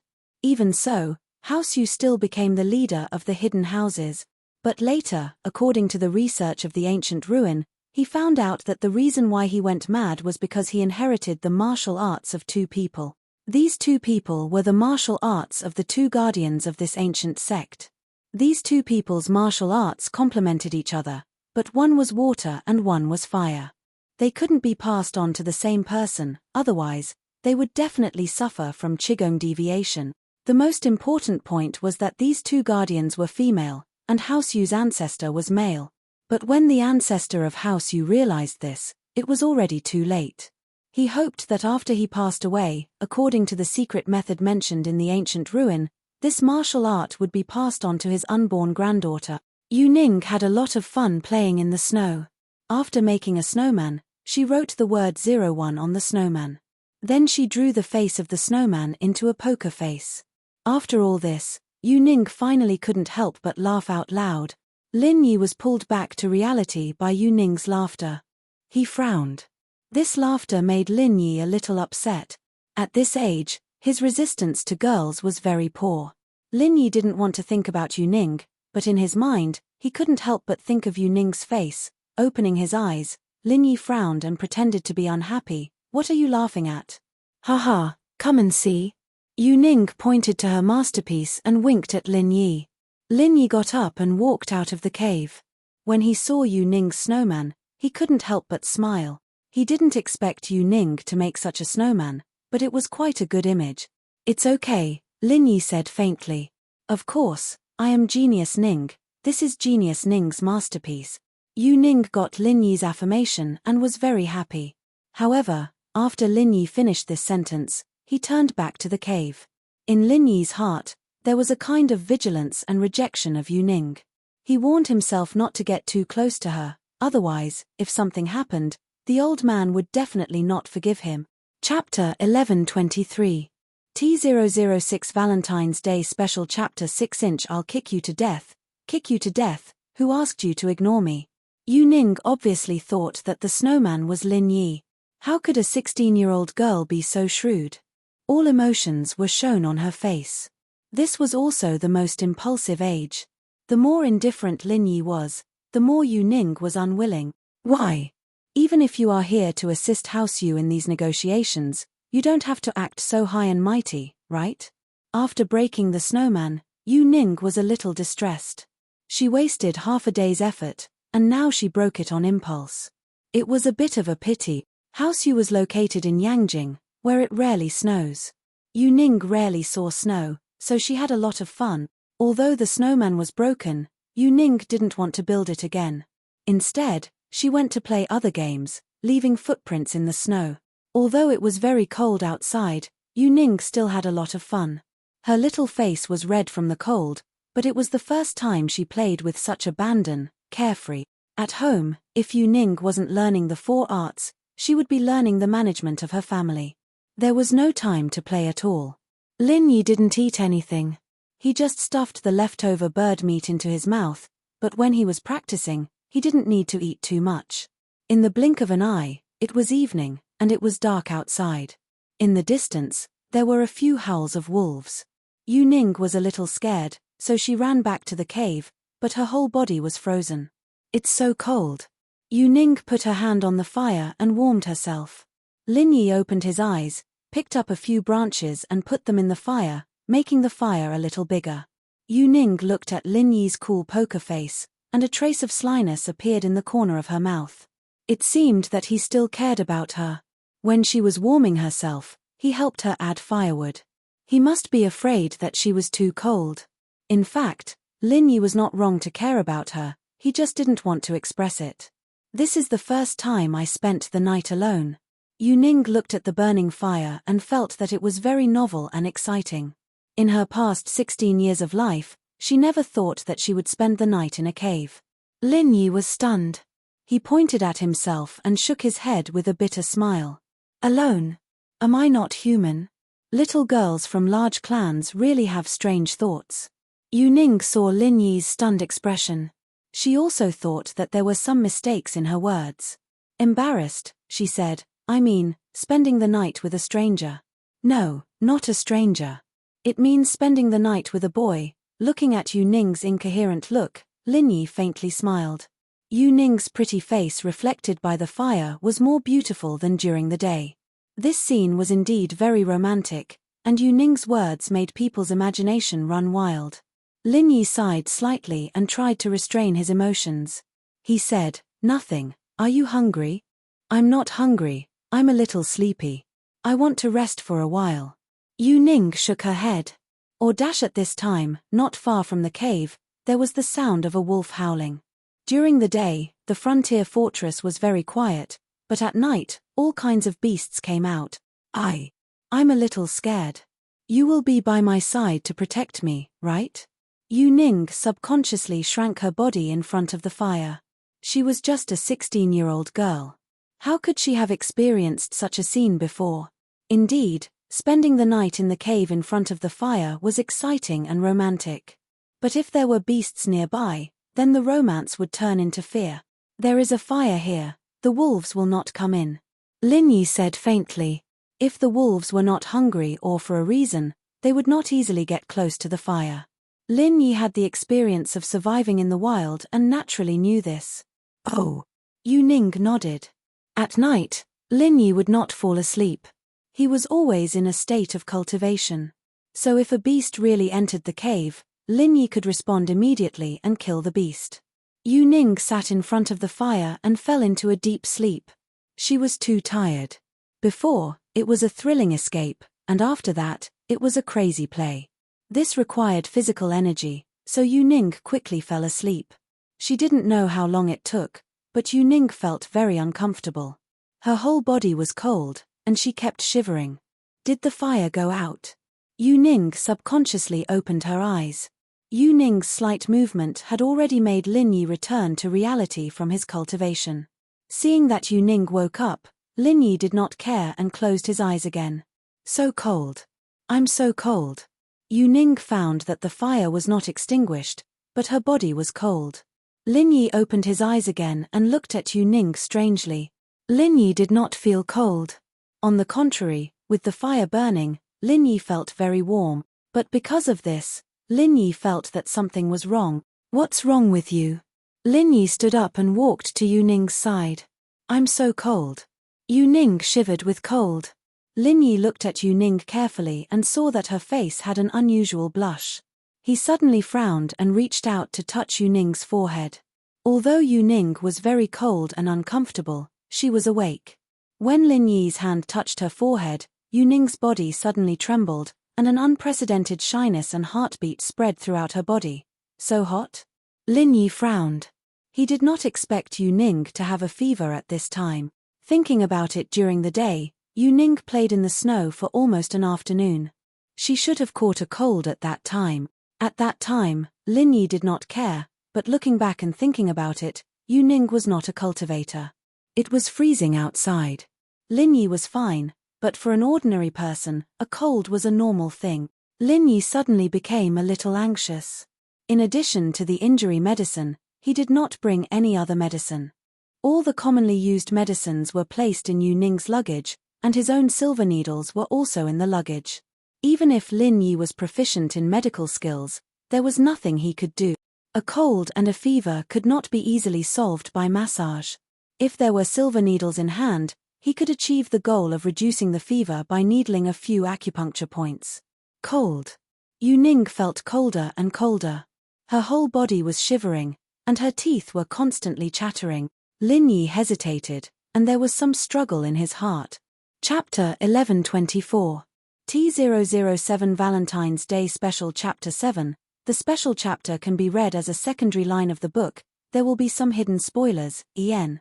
Yu Ning moaned a little. It was the first time she was so intimately hugged by a man, but at this moment, Yu Ning felt so warm, so safe. With a beauty in his arms, Lin Yi wasn't Liu Xiaohui. He still couldn't practice the peerless divine art of sitting still. The only thing Lin Yi could do was to try his best to restrain his desire. He always reminded himself that he was treating Yu Ning's illness. He didn't want to take advantage of her. But the night was long, a man and a woman alone. In this situation, it was inevitable that something would happen. For the first time in 16 years, Yu Ning had a very peaceful feeling.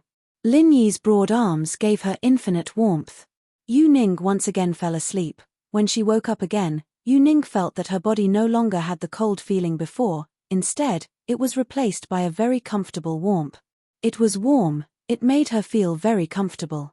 This kind of feeling made her a little reluctant, and she was also a little shy and embarrassed. After all, at this moment, she was lying in the arms of a strange man. This was something that Yu Ning couldn't imagine before, but now, it happened, and it made her reluctant.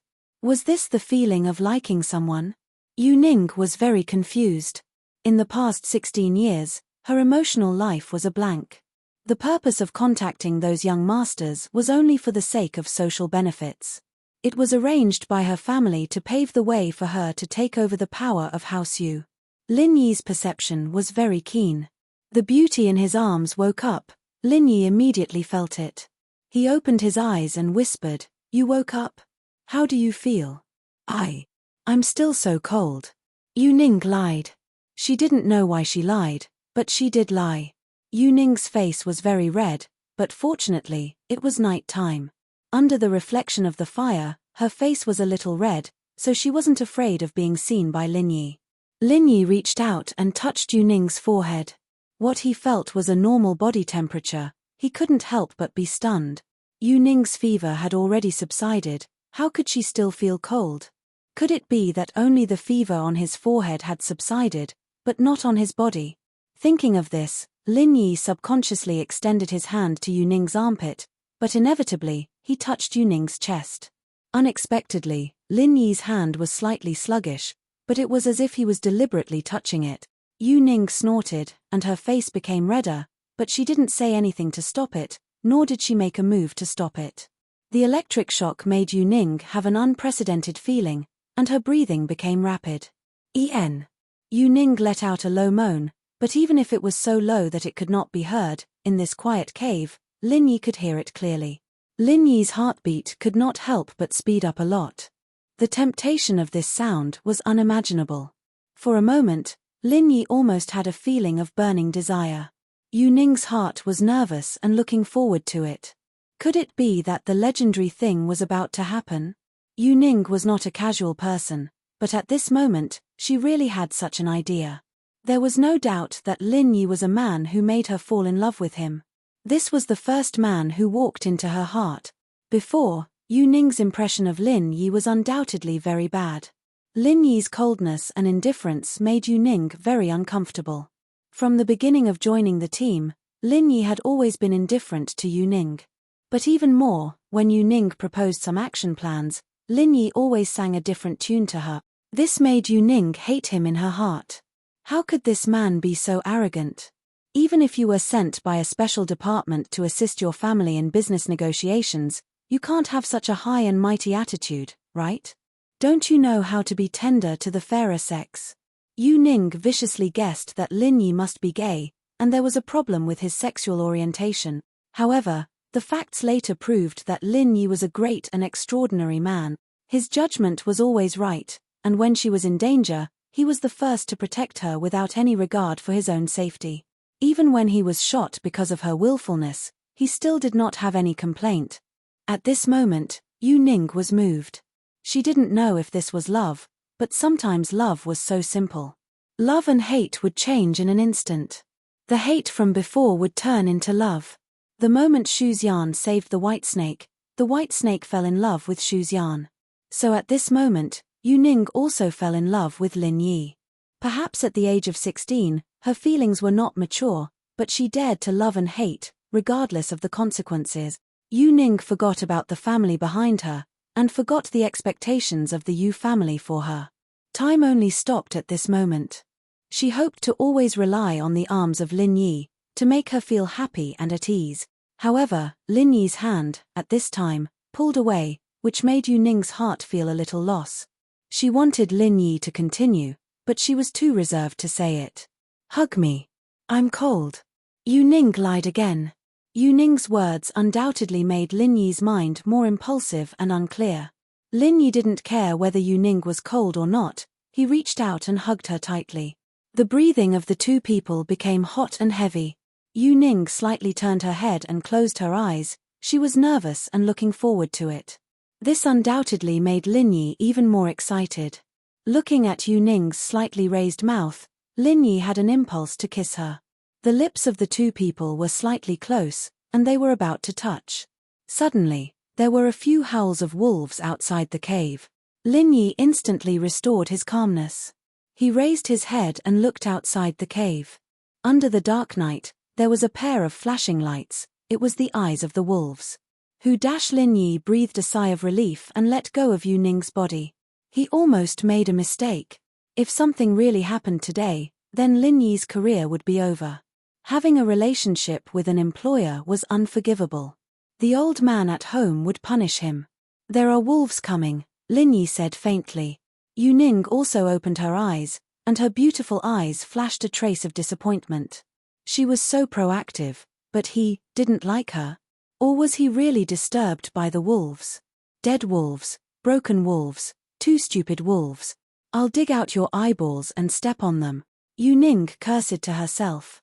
She raised her head and looked outside the cave, but when she looked, she was shocked by the number of wolves. Why were there so many wolves? There were more than 20 of them. Chapter 1125. T008 Valentine's Day Special Chapter 8 Lin Yi secretly found it funny. Although Yu Ning's voice was very small, it could not escape Lin Yi's ears. However, Lin Yi did not say anything. The previous situation was a bit ambiguous, and it gave Lin Yi some headaches. He almost couldn't control himself. Although he reined in the horse at the edge of the cliff, could he really act as if nothing had happened? Undoubtedly, the relationship between the two people was much more ambiguous than before. Let's wait and see, they should not come into the cave, Lin Yi said faintly. However, this was only a comfort for Yu Ning. Now that the situation outside was out, Lin Yi's heart did not have any confidence. These wolves were probably hungry. In this snow-covered wasteland, it was really a bit difficult for wolves to find food. And now that they found their target, they should not give up so easily. If it was one or two wild wolves, they would retreat, but the situation now should not be so easy. Oh! Yu Ning was still a little scared. She drilled into Lin Yi's arms and gathered her courage to say, "Can you hug me?" Lin Yi did not respond. He had already made a mistake before. He couldn't make a mistake again. Lin Yi did not reach out to hug Yu Ning, nor did he push her away from his arms. At this moment, Lin Yi's heart was very contradictory. Yu Ning saw that Lin Yi was indifferent. Her heart was a little resentful, but it also aroused her competitive mentality. She turned around and took the initiative to hug Lin Yi. She leaned her head on Lin Yi's chest and quietly listened to Lin Yi's heartbeat. At this moment, Yu Ning forgot the horror of the hungry wolves. In Lin Yi's arms, she felt safe. The wolves surrounded the entrance of the cave. At this time, it was a competition of patience. When the sky was bright, they would retreat, but they were waiting for the people in the cave to impatiently come out. Or was it to make sure that the fire in the cave was not dangerous? Finally, one of the wolves became impatient and tried to approach the cave. The fear brought by the fire had been overcome by hunger. If there was nothing to eat, it could only starve to death. Yu Ning saw this scene and couldn't help but exclaim, "Aren't they afraid to come in? Even a cornered dog will jump over a wall, let alone a hungry wolf." Lin Yi smiled bitterly. He had underestimated the courage of the nearby wolves. Lin Yi wasn't afraid of the hungry wolves. Lin Yi could guarantee that he wouldn't be hurt if the wolves besieged him, but Lin Yi was afraid that these wolves would hurt Yu Ning while besieging him. It was impossible for him to kill so many wolves at once. It was unrealistic. "I'm scared." Yu Ning didn't lie this time. She was really scared. "Oh, it's okay." Lin Yi comforted her, but his eyes were fixed on the wolf that tried to walk into the cave. The wild wolf walked and stopped. It seemed to know that everything in front of it wasn't as calm as it seemed on the surface, but it was hungry after all. After a short test, it impatiently crawled over here. Yu Ning couldn't help but exclaim. She hugged Lin Yi's hand a little tighter. Lin Yi frowned. He didn't expect this wolf to be so bold, but in this case, it was impossible to expect it to retreat. In an instant, Lin Yi had the intention to kill. He only hoped to kill one to warn others, otherwise, the problem wouldn't be solved. "Wait for me, we will have meat to eat tomorrow morning."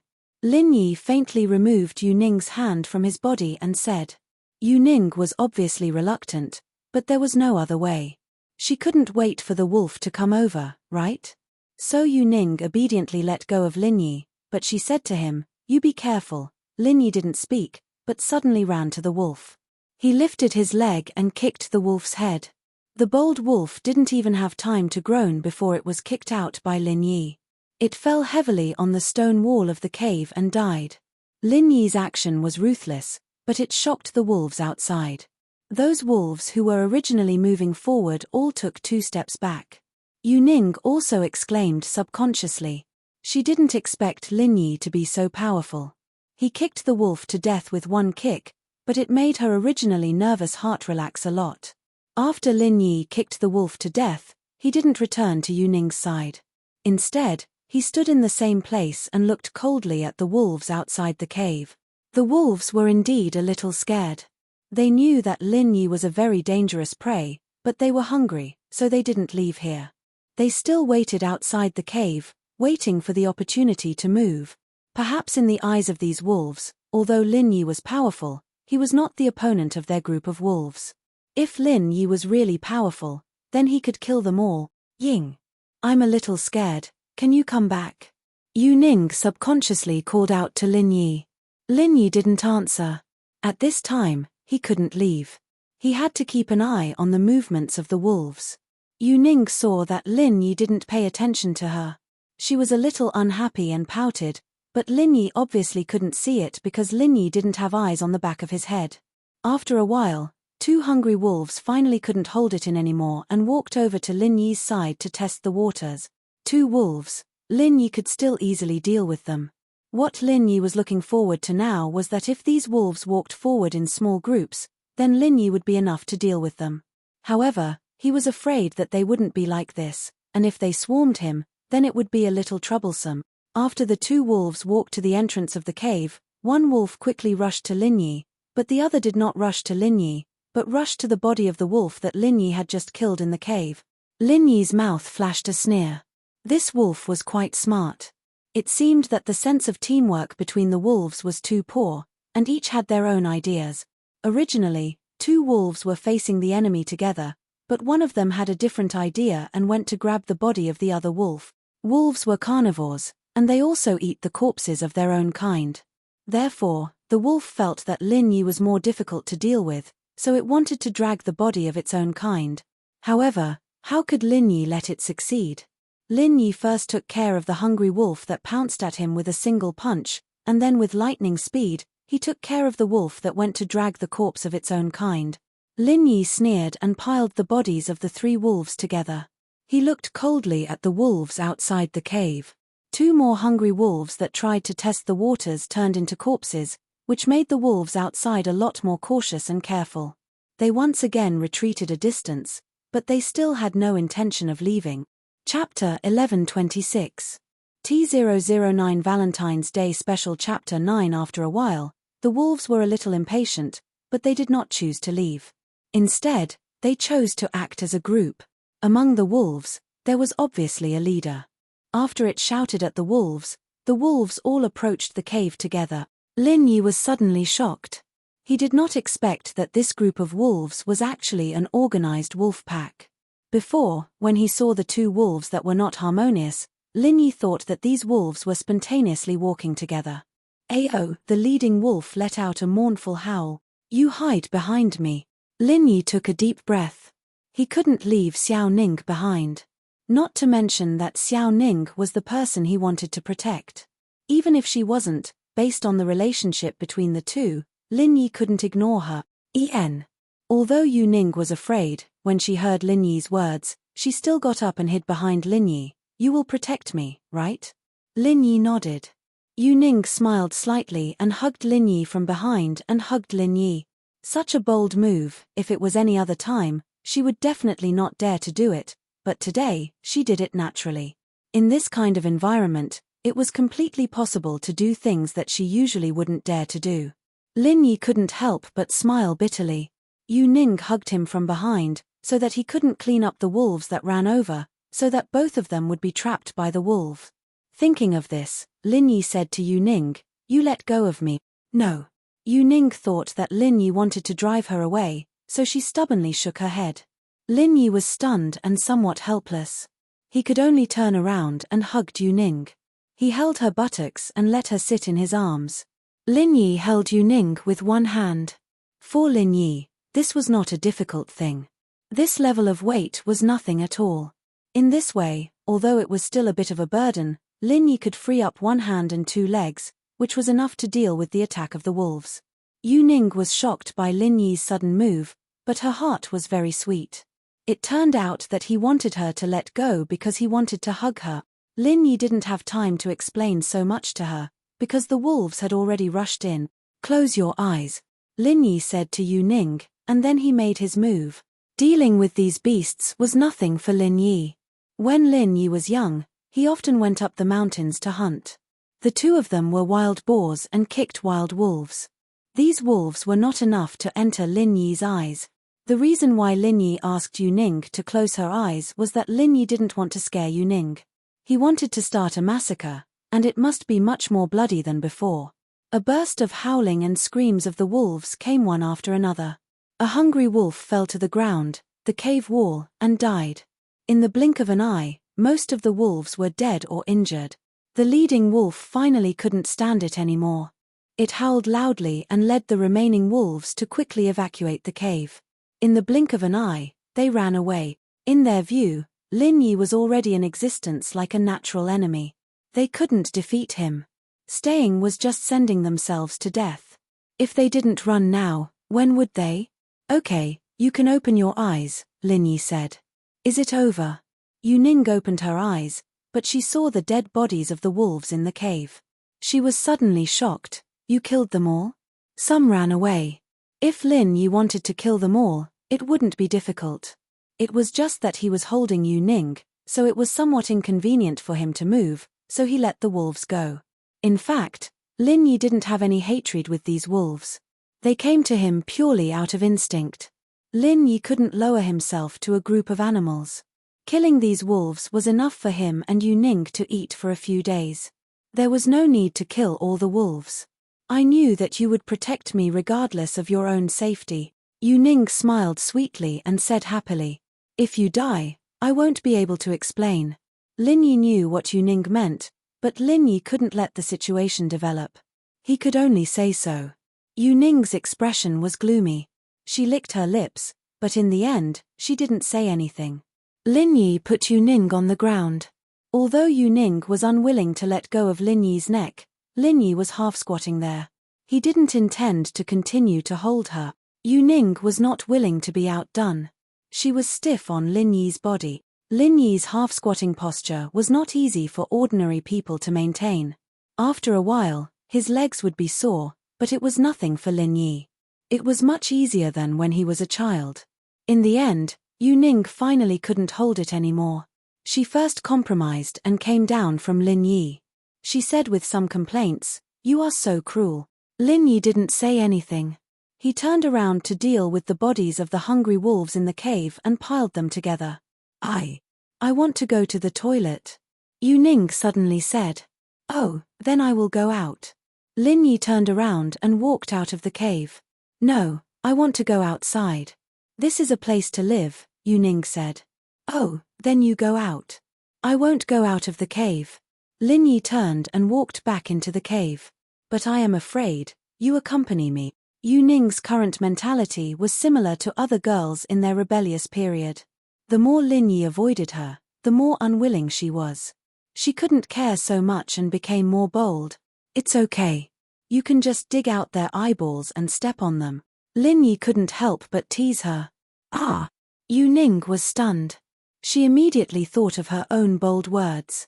She didn't expect that she was talking to herself in such a small voice, but Lin Yi actually heard it.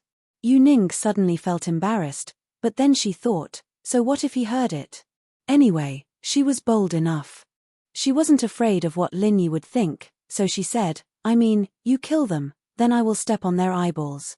Lin Yi was speechless for a while. Sometimes there was no reason to talk to a girl. "Then let's go, I won't look at you." Yu Ning frowned and didn't say anything. She hoped that Lin Yi would peek at her. Although it would be a little shy, at least it proved that Lin Yi was interested in her.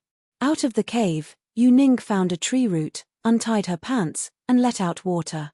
The sound of water made her blush. She looked at Lin Yi not far away, but found that he was looking in the opposite direction from her. This made Yu Ning a little lost.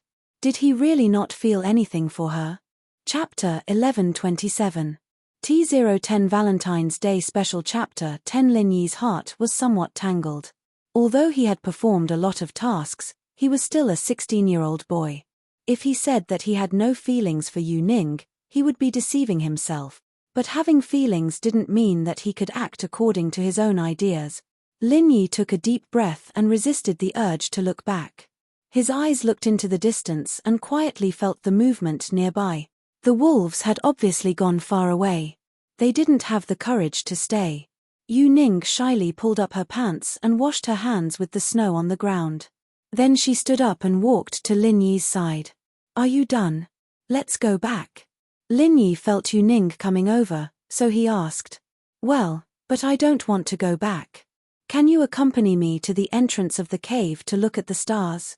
Yu Ning said, "The sky here is clearer and cleaner than in the city. You can see more stars." "Okay." Lin Yi did not refuse. He felt that some things must be talked to Yu Ning openly. The relationship between the two people must be clear. Yu Ning and Lin Yi sat at the entrance of the cave. There was a fire burning behind them, but they didn't feel cold. "Today is Valentine's Day," Yu Ning said. She was a little annoyed with Lin Yi's silence. If you don't talk to him, he is like a wooden man, not saying a word. "Is it? It seems that it has passed," Lin Yi asked. "This is the happiest Valentine's Day I have ever had." Yu Ning ignored Lin Yi's words and continued, "On my 16th Valentine's Day, I think I found someone I like." Lin Yi's heart was suddenly shocked. What Yu Ning's words meant, Lin Yi was very clear. Yu Ning actually wanted to confess to him in this environment.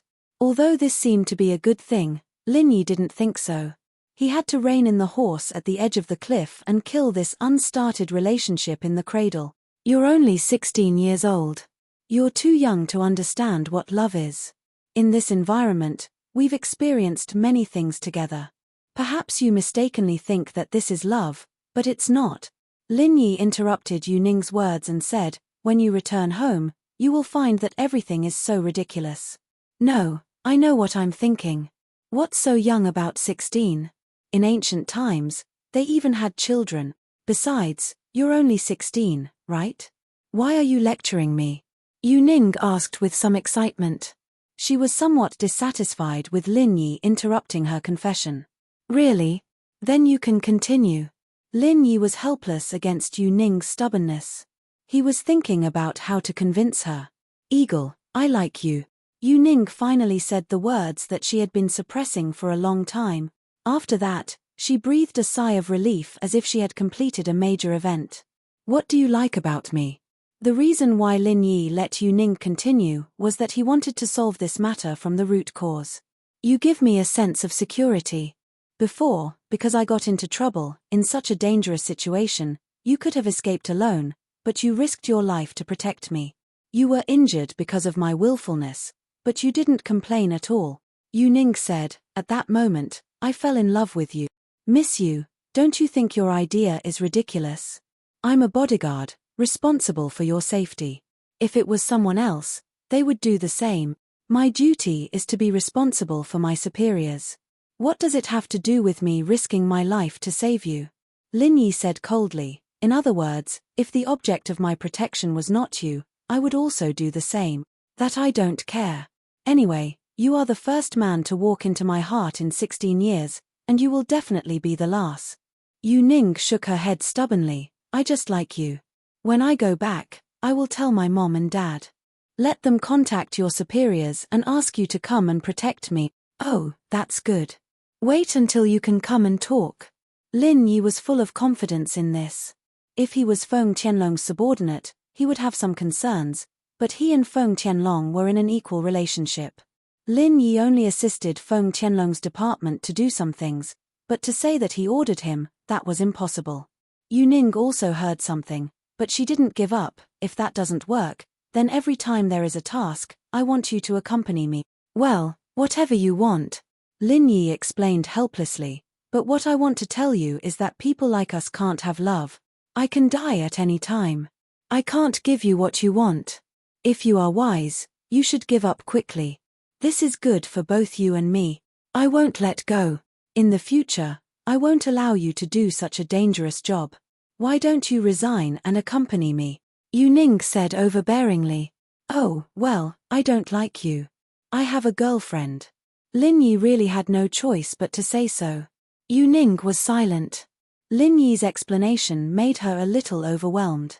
If Lin Yi simply refused her love, then Yu Ning didn't care. But Lin Yi said that he already had a girlfriend. What hope did she have? Okay, that's all I have to say. Don't mention this topic again. Lin Yi saw that Yu Ning was silent, and suddenly breathed a sigh of relief. It seemed that his words had some effect. No. Yu Ning suddenly exclaimed, "You are lying.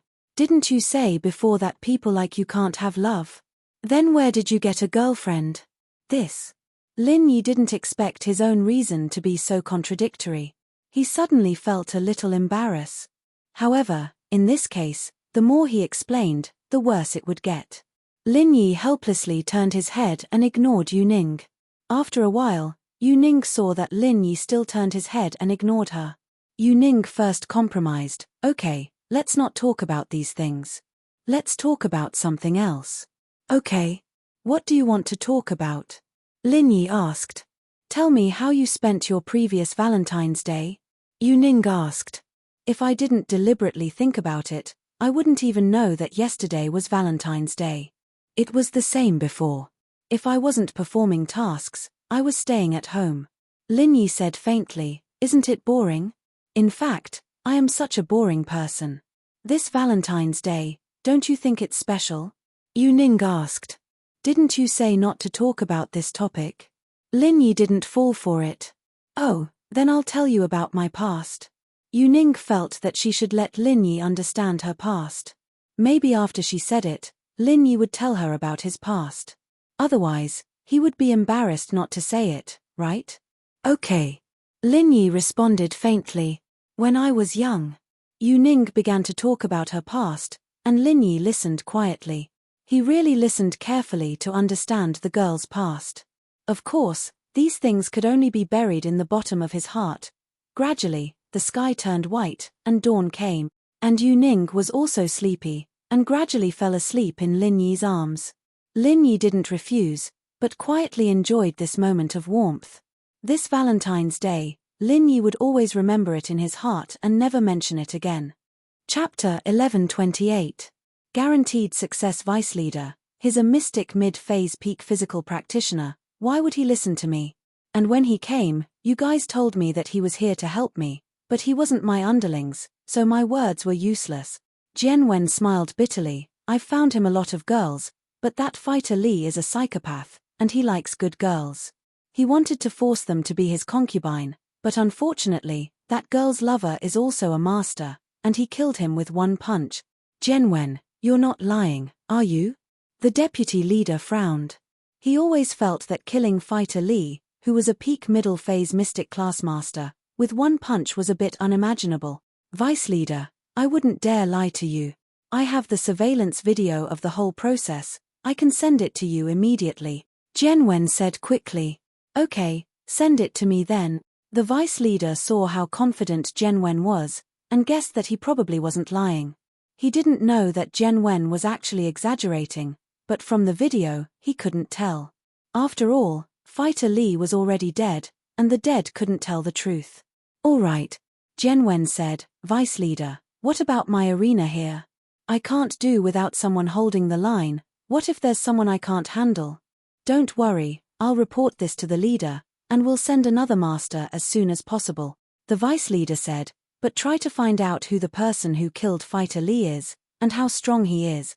Vice leader, if you send another person, he won't be as arrogant as fighter Li, will he? If he causes trouble again, I can't do anything about it." Jian Wen smiled faintly. "You don't know, Songshan is a place with crouching tigers and hidden dragons. There are a lot of masters, and if he causes trouble, he'll be easily killed." "I'll think about that, the new master. I'll order him to listen to you, and not let him cause trouble," the vice leader said. "Then I can still restrain them." Jian Wen was overjoyed. This was exactly the effect he wanted. He had a master by his side, and if he couldn't order them around, it'd be very annoying. Now that fighter Li was killed, Jian Wen was in control again. So he continued, "Vice leader, and the person who killed fighter Li, I suggest that we stop investigating. This kind of person could kill fighter Li with one punch, a mystic mid-phase peak master. You can imagine how strong he is. It's better not to make enemies with this kind of person. Since he's only here to seek revenge from Fighter Lee, then with Fighter Lee dead, he shouldn't be looking for trouble with the boxing field anymore. Why bother provoking him? You're right, if he really did kill Fighter Lee with one punch, then he'd be at least a mystic late phase, maybe even an Earth class. Someone like that, if we don't have a deep grudge against him, it'd be best if we don't make an enemy out of him. However, Fighter Lee's death would have been in vain. The vice leader thought that Jianwen's words made sense. He deserved his death, we don't need to avenge him. My main goal is to make money. If I get into trouble like this, then how can I open this boxing field? Jianwen didn't care at all about Fighter Lee's death, and he didn't even think about avenging him. Jianwen, on the other hand, felt that it was best not to involve the boxing field. I'll discuss this with the leader first. After all, he's from the Firewolves gang. If he died for nothing, then wouldn't it seem like we're afraid of him? If word got out, it'd affect our reputation. The vice leader sighed and said, it'd also disappoint the brothers of the Firewolves gang. Then if you want to investigate, you better send more masters to investigate. I don't dare. You know that I'm just a normal person, I can't participate in a fight between masters like this. Jianwen really didn't want to make enemies for Fighter Lee. He was living quite a carefree life now. He had 2 kidneys, and he could be considered a complete person. He was doing business every day, and other than getting Meng Yarrow, Jianwen didn't have anything else to ask for. So Jianwen didn't want to go against those masters at all. That's fine, you should focus on running the boxing field. The leader and I will investigate this, the vice leader said. After hanging up, Jianwen finally breathed out in relief. It seemed like he had successfully removed the responsibility. Since there was no evidence, he'd just push all the blame onto Fighter Lee. Jianwen didn't object when Fighter Lee wanted to make Yu Yuanyuan a concubine, but Fighter Lee didn't investigate Yu Yuanyuan's background clearly. Jianwen made a call and called Scorpion in. Master Wen, you're looking for me? Scorpion asked respectfully. Yes, I'll tell you, I've already told the vice leader about Fighter Lee, and now we're on the same page. Jianwen said and told Scorpion what he said before. Did you hear that? If the higher-ups investigate, you tell them. Don't worry, Master Wen, I've remembered it. Scorpion nodded and praised. Master Wen, you really are a genius. This way, the masters sent by the higher-ups will be under your control. Of course. How can they not be under my control when they're working in my field? Jianwen felt that he was very smart, too. Not only did the higher-ups not pursue Fighter Lee's case, but they also sent masters who would be under his control. Right, you better go comfort Yu Yuanyuan. Tell her and that Go Dan that it was all Fighter Lee's doing, it has nothing to do with our boxing field. Fighter Lee is already dead, I hope she won't vent her anger on our boxing field. You know what to do, right? I understand, Master Wen, if it doesn't work, I'll just give her some money, I'll definitely take care of it. Scorpion knew what Jianwen was thinking. That Gowden was too strong, he could kill Fighter Lee with one punch, he couldn't afford to offend someone like that. If he went back unhappy and came looking for trouble again, would the boxing field still be open? Okay. Go do it. Jianwen waved his hand, signaling Scorpion to leave. Chapter 1129. What's wrong with you? Jianwen had gotten rich recently, and he'd been playing with a lot of girls, including some virgin schoolgirls, but Jianwen wasn't very interested in them. He still thought that Meng Yarrow was better. Childhood sweethearts, after all. It was hard to forget. Jianwen realized that he liked Meng Yarrow more and more. Uncle Chu, it's me.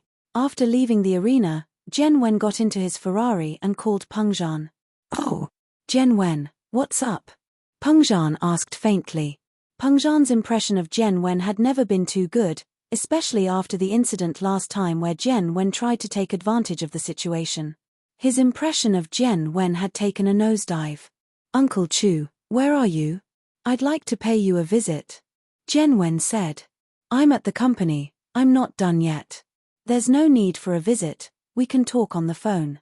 Pengzhan's attitude was clear. He didn't want to meet Jianwen. Jianwen wasn't happy after being rejected. He cursed in his heart. Pengzhan, you old bastard. If it weren't for Lin Yi, Pengzhan Industries would have been destroyed a long time ago. You're still at the company? Go stay at home. Haha, it's nothing. It's just that I haven't seen you in a while, Uncle Chu. I just wanted to say hello. On the surface, Jianwen was still very polite. He hadn't fallen out with House Chu yet, so it didn't matter if Pengzhan didn't like him. I see. Thank you. Pengzhan said faintly. I still have things to do. I'll hang up first if there's nothing else. Uncle Chu, I really wanted to help you last time. You didn't agree to my conditions, but I was planning to help you in the dark. I didn't expect Lin Yi to recover his strength so quickly. Haha, so I was late. I hope you don't blame me, I wasn't in a good situation back then. Jianwen explained. I know. I don't blame you. Pengzhan's tone was still calm. All right, I won't disturb you then, Uncle Chu. Good luck with your work. Jianwen hung up, depressed. He'd wanted to pay Pengzhan a visit and then go to Meng Yao's villa with him, but it seemed like his wish was dashed. He'd have to go by himself if he wanted to go to Meng Yao's villa. Lin Yi and the miss didn't expect Jianwen to come at a time like this. Jianwen had tried to ask Meng Yao for her hand in marriage when House Chu was in trouble. Lin Yi knew about this, and so did the Miss. Lin Yi didn't cause trouble for Jianwen last time because Jianwen didn't do anything to harm House Chu. Jianwen went into hiding after that, so Lin Yi didn't bother with him. Yarrow lil sis, long time no see. You're getting prettier and prettier. Jianwen handed the rose to Meng Yao. Meng Yao frowned. Although she was disgusted, she still took the flower and passed it to Shu. Shu, this is for you. Shu, this is for you, shield bro. Oh. Yushu took the flowers and smiled at Lin Yi. Shield bro, this is for you. Ha! Lin Yi took the flowers and looked at Jianwen's green face. A cold smile appeared on his face. Lin Yi always had the upper hand when fighting with Jianwen. As long as Jianwen didn't do anything out of line, Lin Yi wouldn't do anything to him. Plus, Lin Yi had some understanding of Jianwen's background. Jianwen wasn't a big deal, but Jianwen had the fire wolves behind him. Lin Yi didn't want to make too many enemies for House Chu. The Xiao family's problem wasn't solved yet. If the power behind Jianwen jumped out again, it'd be troublesome. Lin Yi, on the other hand, didn't care. He could just leave and go back to Star West Village. There was old Lin and Gauden. Anyone who came would die. But House Chu wasn't the same. If Lin Yi left, what would happen to the Miss and Shu? Jianwen had always wanted to kill Lin Yi, but he never succeeded. Lin Yi was too strong. Even with Fighter Li, he didn't dare fight Lin Yi head-on. Wasn't Ma Ju strong? Didn't he get crippled by Lin Yi in the end? So, Jianwen could only swallow his anger and act like he didn't care. He smiled. What, aren't you going to invite me in? Yarrow sis. Oh, please come in. Meng Yao was a polite person. She was annoyed by Jianwen, but she still moved aside to let Jianwen in because of their childhood friendship. But Meng Yao didn't give Jianwen any face after entering the villa. She continued watching TV with Yushu. Jianwen was going crazy when he saw the cartoon. He didn't want to watch it, and they didn't have anything in common. Even if he wanted to talk to Meng Yao, they wouldn't be able to. Ha ha ha. Meng Yao and Yushu burst into laughter as they watched the scene unfold on TV. Jianwen frowned. Was this funny? But for Meng Yao, he had to force himself to continue watching. He knew that Meng Yao and Yushu wouldn't talk to him until they finished watching the cartoon. He'd get scolded if he disturbed them. He watched for a while, but Jianwen still couldn't get into it. The only interesting thing was that the characters were a little funny. After a strange character appeared, Jianwen finally started laughing, but as he laughed, Jianwen felt that something was wrong. Meng Yao and Yushu weren't laughing. He was the only one. Jianwen stopped laughing when he saw Yushu's murderous gaze. He looked at Meng Yao and Yushu awkwardly. What are you laughing at? Is there something wrong with you? Yushu asked. Jianwen lowered his head awkwardly. Finally, the miss turned off the TV after the cartoon was over. Jianwen took the opportunity to ask, Yarrow sis, it's almost the Labor Day holiday. What are your plans? Are you planning to go out and play? I'm planning to. Meng Yaro understood what Jen Wen wanted. He wanted to invite her and Yushu to go out and play during the holiday. Chapter 11:30. Not letting you go. Jian Wen had always believed that feelings were something that needed to be nurtured. Only when two people spent a long time together could they develop feelings for each other, and so he kept creating opportunities for himself. Don't bother, we'll go on a road trip. Meng Yaro rejected Jian Wen's suggestion. She'd already discussed with Shu and Lin Yi that they'd go to the seaside the night after Lin Yi's product launch. A road trip. Jian Wen wasn't expecting Meng Yaro to choose a road trip, disappointed. He'd been thinking of going somewhere more romantic abroad with Meng Yaro, but it didn't seem like that was possible anymore. They could only do it around Songshan, but so be it. Jian Wen couldn't control Meng Yao's thoughts and could only go along with her. A road trip is good, it's more relaxing and less stressful. Count me in. I'll go with you guys. There are some things that girls can't do, so leave it to me. Things like carrying bags, I can do it. No need, we have Shield Bro. You're too weak, you don't even have a kidney. You can't do anything heavy. Yushu didn't like Jen Wen either. I have a kidney now, I got another one. I'm a normal person now. Jen Wen quickly explained. He was afraid that Meng Yaro would misunderstand that his kidney wasn't working properly and affect their sex life after marriage. I'm going with a classmate. There's someone else other than me and Shu. It's not convenient for you to go with us. Meng Yaro rejected Jian Wen's suggestion. Jen Wen frowned. He didn't expect Meng Yaro to be going with a classmate, but he didn't plan on giving up. This was a good opportunity, it's fine. How about this, I'll drive with Taizao too. We'll go our own way, what do you think? Up to you. Meng Yaro said faintly. There was no reason for her to reject Jian Wen's suggestion. It wasn't like she could restrict his freedom, after all. It was his right to go wherever he wanted. It didn't matter as long as he didn't interfere with her. Then it's settled. When are you guys leaving? Where are you planning to go? I'll prepare beforehand. Jian Wen's face lit up when Meng Yaro agreed. Let's go to the beach. We'll leave on May 1st. Meng Yaro didn't try to hide it. It wasn't much of a secret. She knew Jian Wen's personality very well. He wouldn't stop until he got what he wanted. If she didn't tell him, he might even send people to her house to follow her. All right, Taizao and I will be waiting for you at the entrance of your villa on the afternoon of May 1st. Jian Wen didn't expect Meng Yaro to be this easygoing. Could it be that Meng Yaro was actually welcoming him? Jian Wen knew that Meng Yaro was cold on the outside but warm on the inside, so he couldn't be blamed for thinking that way. Jian Wen was very excited at the thought of this possibility. He wanted to go back and discuss with Taizao how he was going to pick up girls. Having achieved his goal, Jian Wen didn't stay any longer. He stood up and said goodbye to Meng Yaro and Yushu, leaving the villa. Yaro, how did you tell him our destination? Yushu asked Meng Yaro curiously after Jian Wen left. It's all for you and Xiao Xiao, isn't it? What would you two do if you didn't have a villain? Meng Yaro smiled. Oh, Yaro, so you're that bad too. Yushu realized that Yaro wanted Jian Wen to go so that it would be more fun. Lin Yi couldn't help but smile after hearing Meng Yao's words. So the miss had a side effect too. In fact, Meng Yao really couldn't take it anymore. She had no choice but to do this. Under normal circumstances, Meng Yao didn't like to play tricks on people. Let's go upstairs, I'm sleepy. Meng Yao didn't say anything else and turned to the stairs. Yushu and Lin Yi waved goodnight and ran upstairs with Meng Yao. Lin Yi shook his head and went to Forbert's room. Lin Yi wanted to talk to Forbert about Jian Wen. On this road trip, it was fine if Jian Wen behaved himself, but if he tried anything funny, Lin Yi wouldn't let him go. But he still needed to discuss the specifics with Forbert.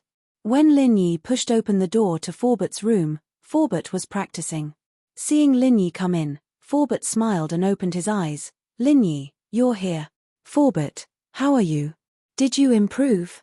Lin Yi asked about Forbert's strength. Although I'm only one step away from the mystic class, the spiritual energy in this area is too thin. It takes a long time to absorb the spiritual energy. I won't be able to break through in a short time. Uncle Fu shook his head. In fact, Lin Yi had guessed this as well, he was just asking casually. Lin Yi knew about this as well, he'd only broken through to golden class with old Lin's treasures. Naturally, he knew how thin the qi in the natural world was. It was a world of difference compared to the jade space. This was also why Lin Yi was only golden class for more than 10 years, but after discovering the secret of the jade space, he broke through a few levels. Right, Forbert, Zhenwen came just now. Lin Yi changed the topic. I have a feeling that he's up to no good, what do you think? Zhenwen has always had a crush on Yao Yao, and is someone who doesn't stop until he gets what he wants. Forbert knew Jianwen's personality very well, and his words hit the nail on the head. Then Forbert, you mean? Lin Yi asked. Lil Yi, how much do you know about the firewolves? Forbert didn't answer Lin Yi's question and asked instead. The firewolves. I don't know much about them. Lin Yi shook his head. It's because I don't know much about them that I didn't do anything to Zhenwen. We're in troubled times right now, and I don't want to make more enemies. That's right. Forbert nodded. You're right. The firewolves may be a gang, but they're not to be underestimated. They've been established for a long time, and when I was the young master, the name of the firewolves was well known among the hidden houses and small sect. It could be said that the firewolves are no weaker than the hidden houses and small sect. Oh, the firewolves are that powerful? Lin Yi blinked. Yes, Zhenwen is from the firewolves, but I don't know Hao San's position in the firewolves, so it's better not to touch him for now. Forbert nodded. You can teach him a lesson, but you can't kill him. Chapter 1131. Grandpa Gowden misses. You looked at Gowden, and the more she looked at him, the more she liked him. She felt that this guy was a good person, simple and friendly, quite a good match for her daughter. She didn't think as much as Yu Ren, just thinking that Gowden was a good person was enough. But Yu Ren was thinking about how to make Gowden stay. Gowden was strong, and if he stayed in the hardware shop to help him, his business would be very successful. Yuan, on the other hand, was much more natural in front of her savior, Zhu Jiaming. Thank you so much for this. I'm really sorry before, I thought you were just joking, I didn't think that you would actually kill that fighter Li. Haha. Gowden smiled honestly. You can call me a Gowden, I'm not used to my real name. Actually, I didn't do much. It's just a small matter for me to deal with that kind of filthy brat. I'll just call you Zhu Jiaming, a Gowden. I don't think it sounds good. Yuan couldn't bring herself to say such a vulgar name. As the two were talking, there was a knock on the door. Yu Ren and Mrs. Yu jumped in fright. They were worried that fighter Li would be killed by a Gowden, and that the arena would send people to take revenge. But with a Gowden here, it gave them some confidence. Now that someone really knocked on the door, they couldn't help but feel nervous again. Old man, it wouldn't be an enemy, would it? Mrs. Yu's face was shocked, not daring to open the door. I'll go see. Yu Ren was nervous as well, but last time, fighter Li sent the door flying with one punch, and Yu Ren felt that he couldn't pretend he wasn't home. He could only force himself to open the door. Uncle Yu, I'll go with you. Gowden stood up, wiping the oil off his mouth nonchalantly as he walked to the door with Yu Ren. With Gowden with him, Yu Ren was much more at ease. He came to the door and asked carefully, Who is it? Yu Ren. I'm Scorpion. Scorpion was ordered by Zhenwen to send money to Yu Ren's family. It's someone from the arena. Yu Ren's face tensed up as he looked at Gowden carefully. Gowden didn't care. He opened the door and looked coldly at Scorpion. Who are you? What do you want? I am Xiao Luozi. I am here to apologize to Yu Ren and Yuan. Scorpion shivered when he saw it was Gowden. If it weren't for the fact that he had a mission, he would have turned and run already. Who was Gowden? He was someone who could kill fighter Li with one punch. Would Scorpion dare mess with him? Little Scorpion. How dare a person like you call Uncle Yu by his name? Do you want to die? Gowden's eyes went wide as he raised his hand, about to slap him. Grandpa Gowden, please spare me. Xiao Luozi's legs softened and he knelt on the ground. Cold sweat dripped down his forehead. Uncle Yu, I'm here to apologize to you. Is your brain made of *T? Gowden wasn't happy. You call me Grandpa Gowden, and Uncle Yu is Uncle Yu, so you're saying that I'm older than Uncle Yu? Are you trying to drive a wedge between us? Yes, it's Ancestor Yu, Ancestor Yu. Scorpion quickly changed his words. He didn't think that Gowden would be so logical. All right, hurry up and tell me what you're here for. Gowden said impatiently. Grandpa Gowden, I'm here on behalf of the arena to apologize to Ancestor Yu. That fighter Lee is so arrogant, and it's all because of him. I hope you can be magnanimous and don't take it out on us. Scorpion said pitifully. All right, I got it. What else do you want? Gowden said impatiently. This is a bank card with 1 million. It should have been won by Ancestor Yu, but because of fighter Lee's interference, Ancestor Yu lost. Scorpion quickly took out a bank card and handed it over. Please accept it. Gowden took it and gave it to Yu Ren before turning to Scorpion. All right, get the fuck out, I don't have time to deal with mule people like you. That's. Yu Ren had never seen such a huge bank, he was so shocked that he didn't dare take it. But, after hearing Gowden's confirmation, Scorpion was already running away. Yu Ren had the bank, there was no way he could return it. At this moment, Yu Ren and his family breathed a sigh of relief. Scorpion came personally to apologize, and didn't come to question them. This meant that the underground arena was afraid of Gowden. Not only did they not dare to cause trouble for him, but they were also afraid that Gowden would cause trouble for them again. That was why they gave him this 1 million credit card. Yu Ren felt like he was dreaming as he held the 1 million bank, he had 1 million just like that. With this money, not only would he be able to buy a decent house, but he would also be able to rent a bigger shop in the market and expand his business. This was a blessing in disguise before tonight. Yu Ren was still in a bad mood, but now, happiness came so quickly that he couldn't even get used to it. 1 million. I have 1 million now. Yu Ren held the bank, he couldn't stop laughing. However, before he could laugh twice, Yu Yuanyuan snatched it away.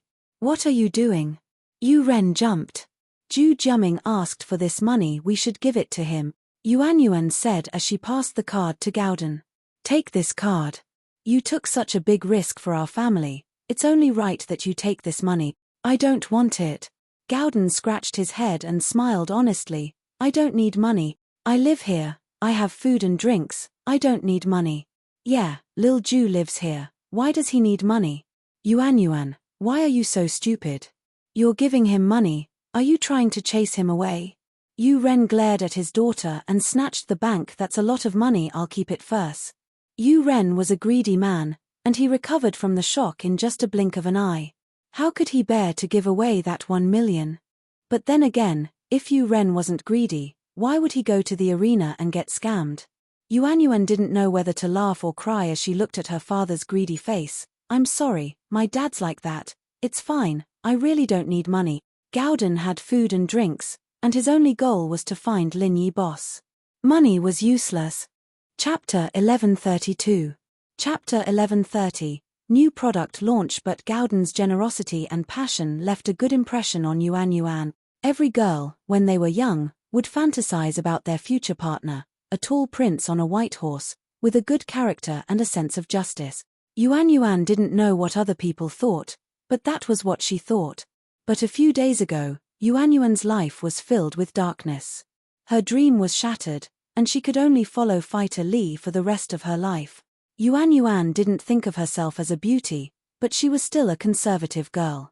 Deep in her bones, she wanted to be loyal to one man, so she thought that following fighter Lee for the rest of her life was enough. But the situation changed. Gowden was like a god descending from the heavens, coming to her side. It was as if he was sent by the heavens, solving all her problems for her. Such a powerful, arrogant fighter Lee was killed by him with one punch. If Yuanyuan had to choose, she'd naturally fall for a good man like Gowden. He was passionate and full of justice, and he wasn't greedy either.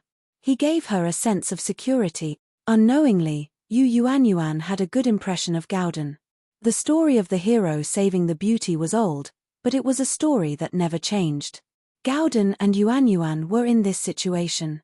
The Xiao family was getting more and more powerful these days, and all the businessmen and rich people were lining up to work with the Xiao family. The Xiao family's position was set in stone, and it was only a matter of time before they became a noble house on the same level as House Yu.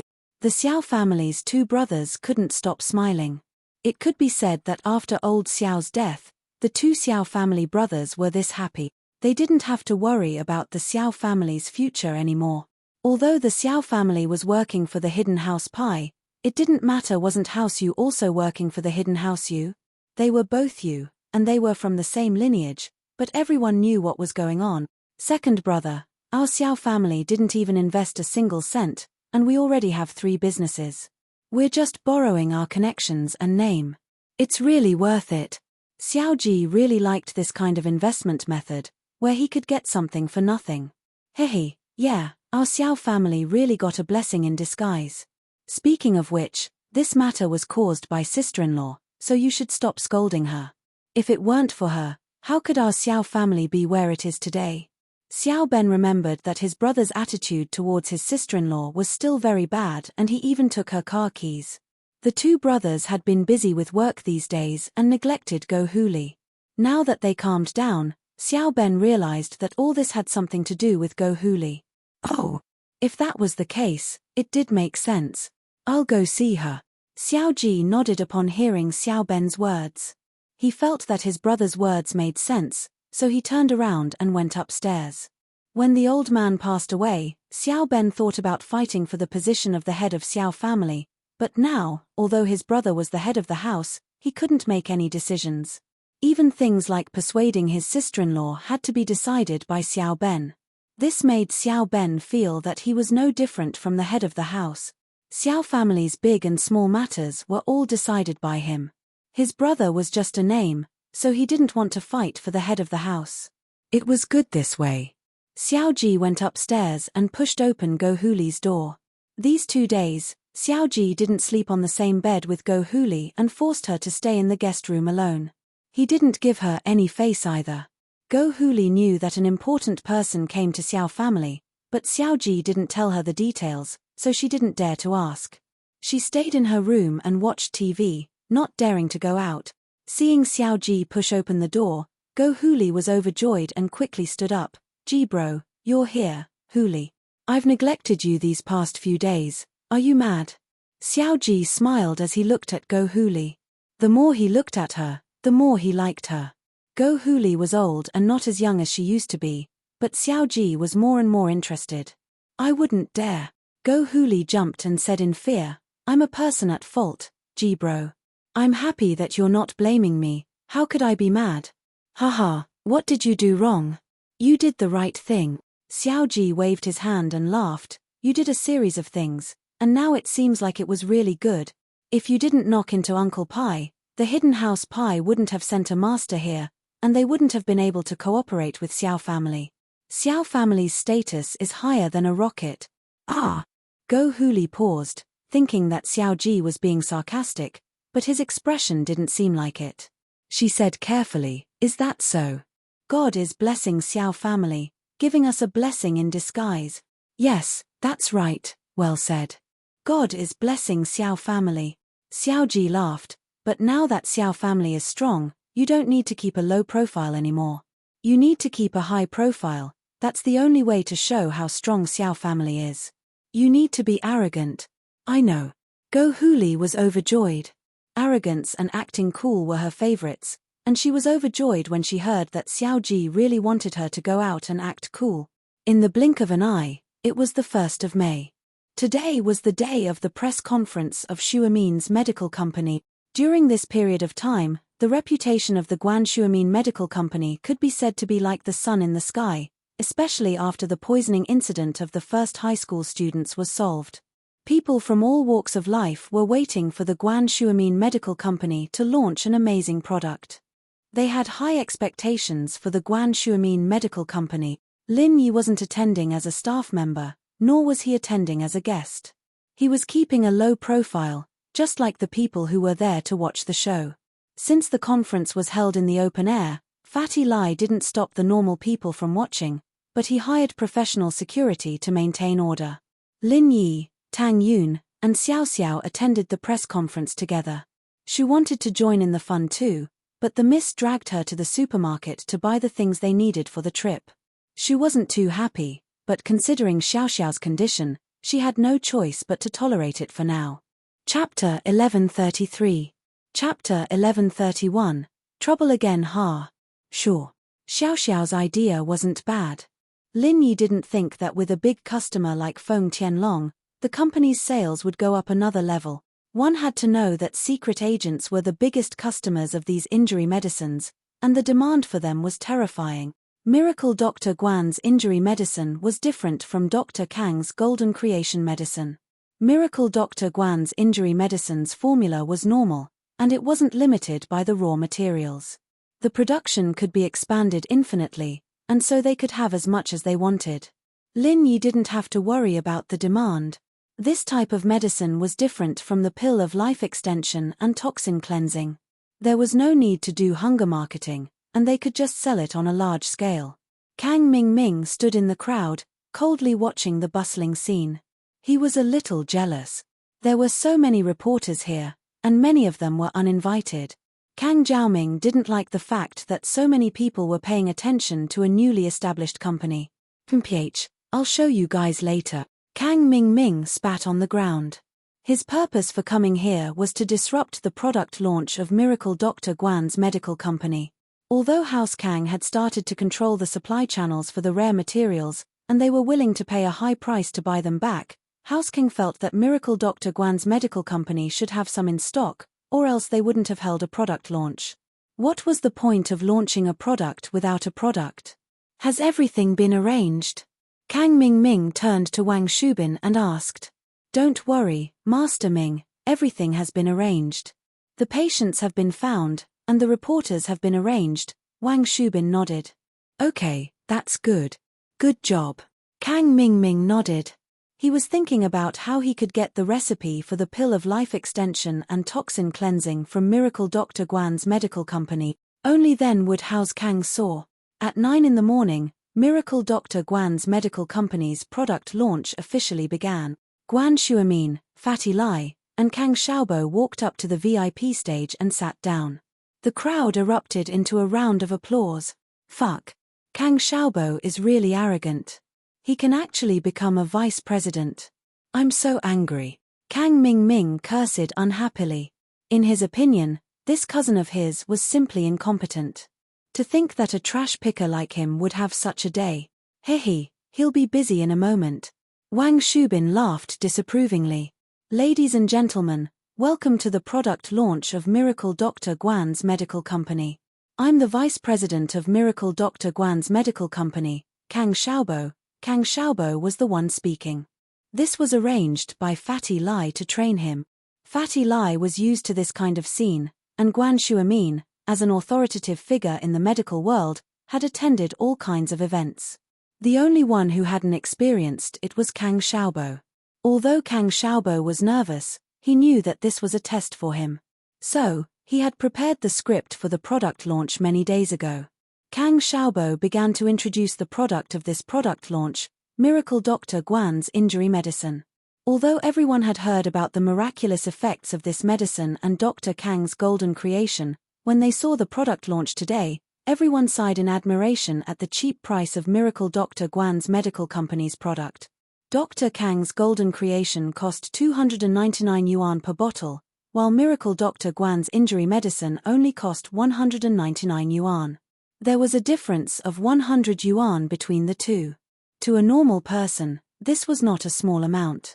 How many hundred yuan did they earn in a month? So, as long as Miracle Dr. Guan's injury medicine was as good as Miracle Dr. Guan's, everyone would go into the arms of Miracle Dr. Guan's injury medicine.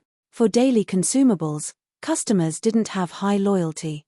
They would use whoever was cheaper and better, unless they didn't lack money. 199? Selling at the cost. Kang Ming was stunned. He didn't expect the price of Miracle Dr. Guan's injury medicine to be so low. Including the cost and distribution fees, there was almost nothing left to be earned. Was Miracle Dr. Guan's medical company trying to destroy the market with a low price? He had to tell his grandfather about this as soon as possible so that he could take countermeasures. So, Kang Ming sent a message to his grandfather and told him the price of Miracle Dr. Guan's injury medicine. Looking at Kang Xiaobo introducing the effects and characteristics of the injury medicine, Lin Yi nodded slowly. After a period of experience, Kang Xiaobo had matured a lot. At least in terms of business, he was a lot stronger than before. Next, it was time to answer questions from the reporters. Most of the reporters here knew about Miracle Dr. Guan's medical company because of the poisoning incident in Songshan's first school. They had a good impression of this company, so their questions were all positive and not too tricky. However, there were always accidents. There was a reporter who came to the product launch with the attitude of looking for trouble. This person was Can Lang. Previously, he was hired by Zhao Qibing to ruin Pengzhan Industries and Songshan's first school. In the end, this Miracle Dr. Guan's medical company interfered and ruined his plan. He had been holding a grudge against them for a long time. This time, he was trying to find a way to cause trouble. Coincidentally, a person named Wang Shubing found him and gave him 50,000 yuan to cooperate with him to cause trouble. The direwolf was even more pleased to accept the offer. This product launch didn't require a reporter's ID and anyone could enter the venue. It was convenient for Can Lang, who was a miscellaneous force. When the others were almost done with their questions, Can Lang raised his hand and asked, "I heard that similar medicines are sold for 299 yuan in the market. Yours is only 199 yuan. Is there a problem? I heard that the cost is more than this." Kang Xiaobo answered a lot of positive questions before, so he let his guard down.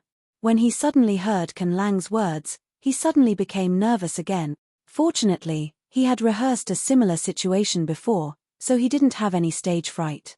He smiled slightly and answered, "May I ask, how do you know that the cost is more than this?" "As far as I know, this is a trade secret. Only the core members of the medical company know about it, right?" Although Kang Xiaobo didn't say it clearly, he had already hinted that Can Lang was sent by the competitor to look for trouble. He believed that everyone present could understand. Originally, Can Lang thought that Kang Xiaobo was young and inexperienced, so he was easy to bully. That was why he asked this question. He didn't expect this kid to be so tricky. It made it difficult for him to deal with him. The reporters present looked at Can Lang with disdain. They wanted to see what he could say. Chapter 1134. The injured person. I'm here today to seek justice for the victims. Someone used your medicine, and not only did it not stop the bleeding as you said, it even caused the wound to fester. I've brought him here today, and the purpose is to expose a black-hearted businessman like you in front of everyone. The direwolf accepted Wang Shubin's money, so naturally, he would follow Wang Shubin's orders. "Everyone, look at my hand. After using Miracle Dr. Guan's injury medicine, it's completely festered. I almost had my arm amputated." A dark and thin man standing next to crippled wolf suddenly shouted at the top of his lungs. He stretched out his hand wrapped in gauze and shook it as he shouted at the people present. "Wow, it's that serious." The other people who were hired by the direwolf to pretend to be ordinary people also sighed. "It seems like this company is really unreliable. Everyone, don't buy it. This kind of thing that hasn't been tested by the market won't work. It's better to buy the more expensive Dr. Kang's Golden Creation medicine. Yes, this company is really a scam." Another person also said in agreement. "Medicine isn't like other things, you can't just use it like that." Another person added. The more people said, the more people who didn't know the truth were misled and started to doubt the products of Miracle Dr. Guan's medical company. "Everyone, quiet down." Kang Xiaobo wasn't in a hurry at this moment. He smiled and looked at the crowd, then looked at the victim who raised his hand, and said with concern, "Patient, is your hand okay? If there's a problem, you should go to the hospital as soon as possible. Don't stay here. What if it gets infected?" "What do you mean? Are you chasing me away?" Everyone look, he's feeling guilty. The person who raised his hand shouted, "I'm just worried about you." Kang Xiaobo waved his hand. "Our Miracle Dr. Guan's medical company is holding a product launch today. The product will only be sold after today. It has never been sold in the market before. May I ask this patient, where did you buy your injury medicine? Could it be some other brand that you remembered wrongly?" Quack. The patient froze and didn't know what to do. He was paid to mess around, and the lines were given to him by the direwolf. How would he know that Miracle Dr. Guan's medicine hadn't started selling yet? Then where did his injury medicine come from? Could it be that it was stolen from the company? He was not stupid. Naturally, he would not say that. If he said that, not only would he not be able to frame them, but he would also be arrested by them. They could totally say that you stole a test product, not a finished product. I think I remembered wrongly. The patient suddenly blushed and walked away dejectedly. Residual Wolf did not investigate this at all in advance. Today's matter was just his usual way of blackmailing people. How could he know that their medicine had not been on the market yet? It seems that this patient really remembered wrongly. Then let's continue to answer the reporter's questions. Kang Xiaobo smiled and continued. At this time, the people present suddenly realized that this patient was a liar. He was probably not instructed by a competitor, or he was here to extort money. The direwolf clenched his teeth. He was very angry. Fortunately, he had a second trump card. However, Kang Mingming was very angry. He stared at Wang Shubin and said, "You found this person? What the hell?" Not only did he not slander Miracle Dr. Guan, but he also brought trouble to himself. Let people think that there is a problem with our Dr. Kang's medicine. I'm sorry, Master Ming. This person was found by the direwolf. I didn't know. Wang Shubin carefully apologized. This direwolf is also an idiot. How did you find someone like him? Kang Mingming said unhappily. I had no choice. In Songshan, we don't have any connections, and we don't know any reporters. I had to spend a lot of effort to contact this direwolf online, Wang Shubin said with a bitter smile. Okay, have we arranged our own people? Kang Mingming waved his hand. Since this matter had nothing to do with Wang Shubin, Kang Ming didn't want to pursue it. Don't worry, Master Ming. There will be no problem this time. Wang Shubin nodded. I'm sorry. I was also deceived by that person. In our line of work, we like to fight for justice. I am a righteous person, so please forgive me, the direwolf said with a laugh. It's okay. A news reporter should have the spirit of doubt. Kang Xiaobo didn't agree with the direwolf's words, but on the surface, he was magnanimous. Aya, I accidentally cut my hand. At this moment, a long-haired, cultured man suddenly exclaimed, "Get out of the way, I'm going to bandage it." As he said this, the man pushed the direwolf and wanted to walk past him. There is so much blood. You really need to bandage it. The direwolf was shocked, but he suddenly said, "Oh right, isn't this the conference for Miracle Dr. Guan's injury medicine?" Vice President Kang said that their medicine can stop bleeding immediately. Why don't you go and apply some? Okay. The man nodded gratefully and ran towards the rostrum. Vice President Kang, can you help me apply some injury medicine? Kang Xiaobo frowned. Things were obviously out of his expectation. This was something he didn't expect. Although this person's request was simple, it was strange for him to appear at this time, especially since it was related to the direwolf. Kang Xiaobo couldn't be too careful. What's wrong? Vice President Kang is reluctant to apply it for me. Or are you not confident in your company's medicine? This is a good opportunity to advertise. If your medicine is really good, then wouldn't I be a living advertisement? The man saw Kang Xiaobo hesitating and said immediately. Then I'll apply some for you. Fatty Lai spoke at this time. He took out a new bottle of Miracle Dr. Guan's injury medicine and opened it. Although Fatty Lai was suspicious of this person's sudden appearance, he still applied the medicine because of his confidence in Lin Yi. Generally speaking, testing medicine on the spot was a marketing trick of the pharmaceutical company. But this person wasn't invited by Fatty Lai, so Fatty Lai was suspicious. Chapter 1135. Why were they in such a hurry to leave? Just when everyone was anticipating, a miracle didn't happen. The man's wound didn't stop bleeding, it was still bleeding profusely. What injury medicine? He's obviously a liar. It's useless. Look at my hand, it's still bleeding, it's not getting any better. The man excitedly raised his bleeding hand and shouted to the people present, "Look, if the medicine they used at the press conference is so ineffective, then what effect can the retail version on the market have?" Although most of the reporters had a good impression of Miracle Dr. Guan's medical company, The truth was right in front of them.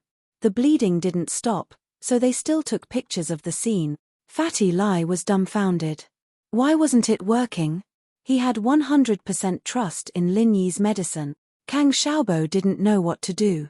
He had little experience, and now that there was an accident, he didn't know what to do. The long-haired man was still shouting, "What bullsh** T miracle Dr. Guan? Is he a liar? It's not working at all.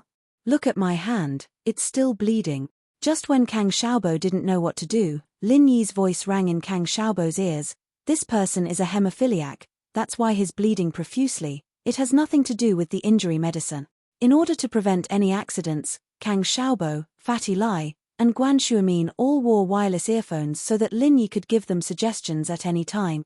Kang Xiaobo, Fatty Lai, and Guan Shuamin heard it too.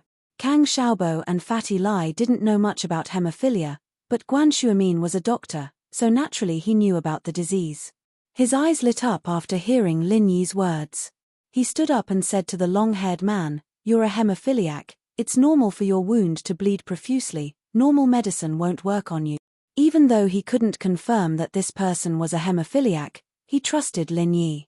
He knew how capable Lin Yi was. That was why he was so sure. Wow, the reporters were in an uproar. They didn't expect this long-haired young man to be a hemophiliac. What kind of person was Shuamin? Songshan's medical authority. If he said it was, then it must be. Some reporters didn't understand what hemophilia was, but it didn't matter. There were people around them who understood. They communicated with each other and understood that hemophiliacs' wounds would bleed non-stop. You're talking nonsense. How am I a hemophiliac? Aren't you framing me? What proof do you have? The long-haired young man didn't expect Guan Shuamin to be able to tell that he was a hemophiliac just by looking at him. He panicked, but he didn't have any evidence, so he tried to defend himself. "Speak, who sent you here? What is your motive for coming here?" Fatty Lai also treated Lin Yi's words like an imperial edict. If Lin Yi said this person was sick, then this person must be sick. The medicine doesn't work, so you start framing me? You think I'm a hemophiliac just because you say I'm a hemophiliac? I'd say you're an AIDS patient. The long-haired young man said angrily. Kang Mingming, Wang Shubing, and the direwolf didn't expect Guan Shuamin to be able to tell that this long-haired young man was a hemophiliac. This was out of their expectations. This person was hired by them. Wang Shubing had already promised him that as long as he cooperated, they would give him 50,000 yuan as a reward. Hemophilia itself was expensive, and this person only hesitated for a moment before agreeing. He could get 50,000 yuan just by messing around, so why not? Is old man Guan really a miracle doctor? He can even tell that I'm a hemophiliac. This isn't going to be easy. Kang Mingming frowned. Don't worry, this person is mentally strong, so what if he can tell? Will Guan Shuamin drag him to do a blood test on the spot? Hemophilia is something that can't be diagnosed with just by looking at it. As long as he refuses to admit it, there won't be a problem. After today's press conference, who can find him? Wang Shubing comforted him. Yes, that makes sense. Kang Mingming nodded and felt a little more at ease. At this time, the direwolf spoke again. Everyone in the industry, look at this, these black-hearted businessmen, we should unite and expose them. I've said it before, 199 yuan isn't even enough to cover the costs. As far as I know, the raw materials for this golden creation are very rare, and this price is definitely a loss.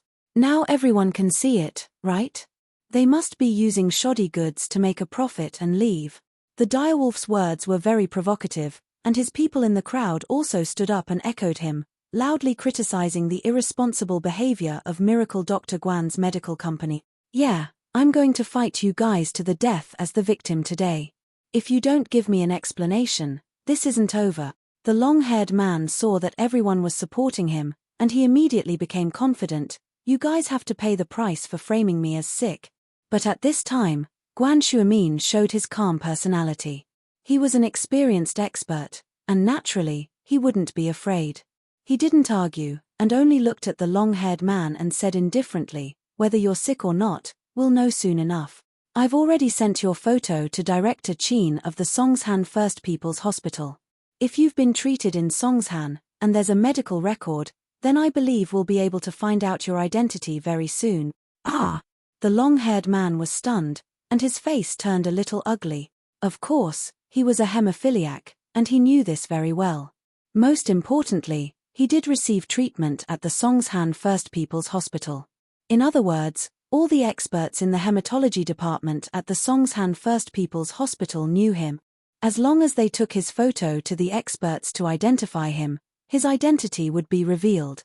The long-haired man suddenly retreated, because his identity was about to be exposed, and he couldn't lie anymore. I still need to go to the hospital to stop the bleeding. I'm not going to waste time with you guys. You guys are all harming people. Don't believe me anymore. The long-haired man was ready to leave. Leaving in such a hurry? Fatty Lai saw that the long-haired man was about to leave, and naturally, he didn't want him to leave just like that.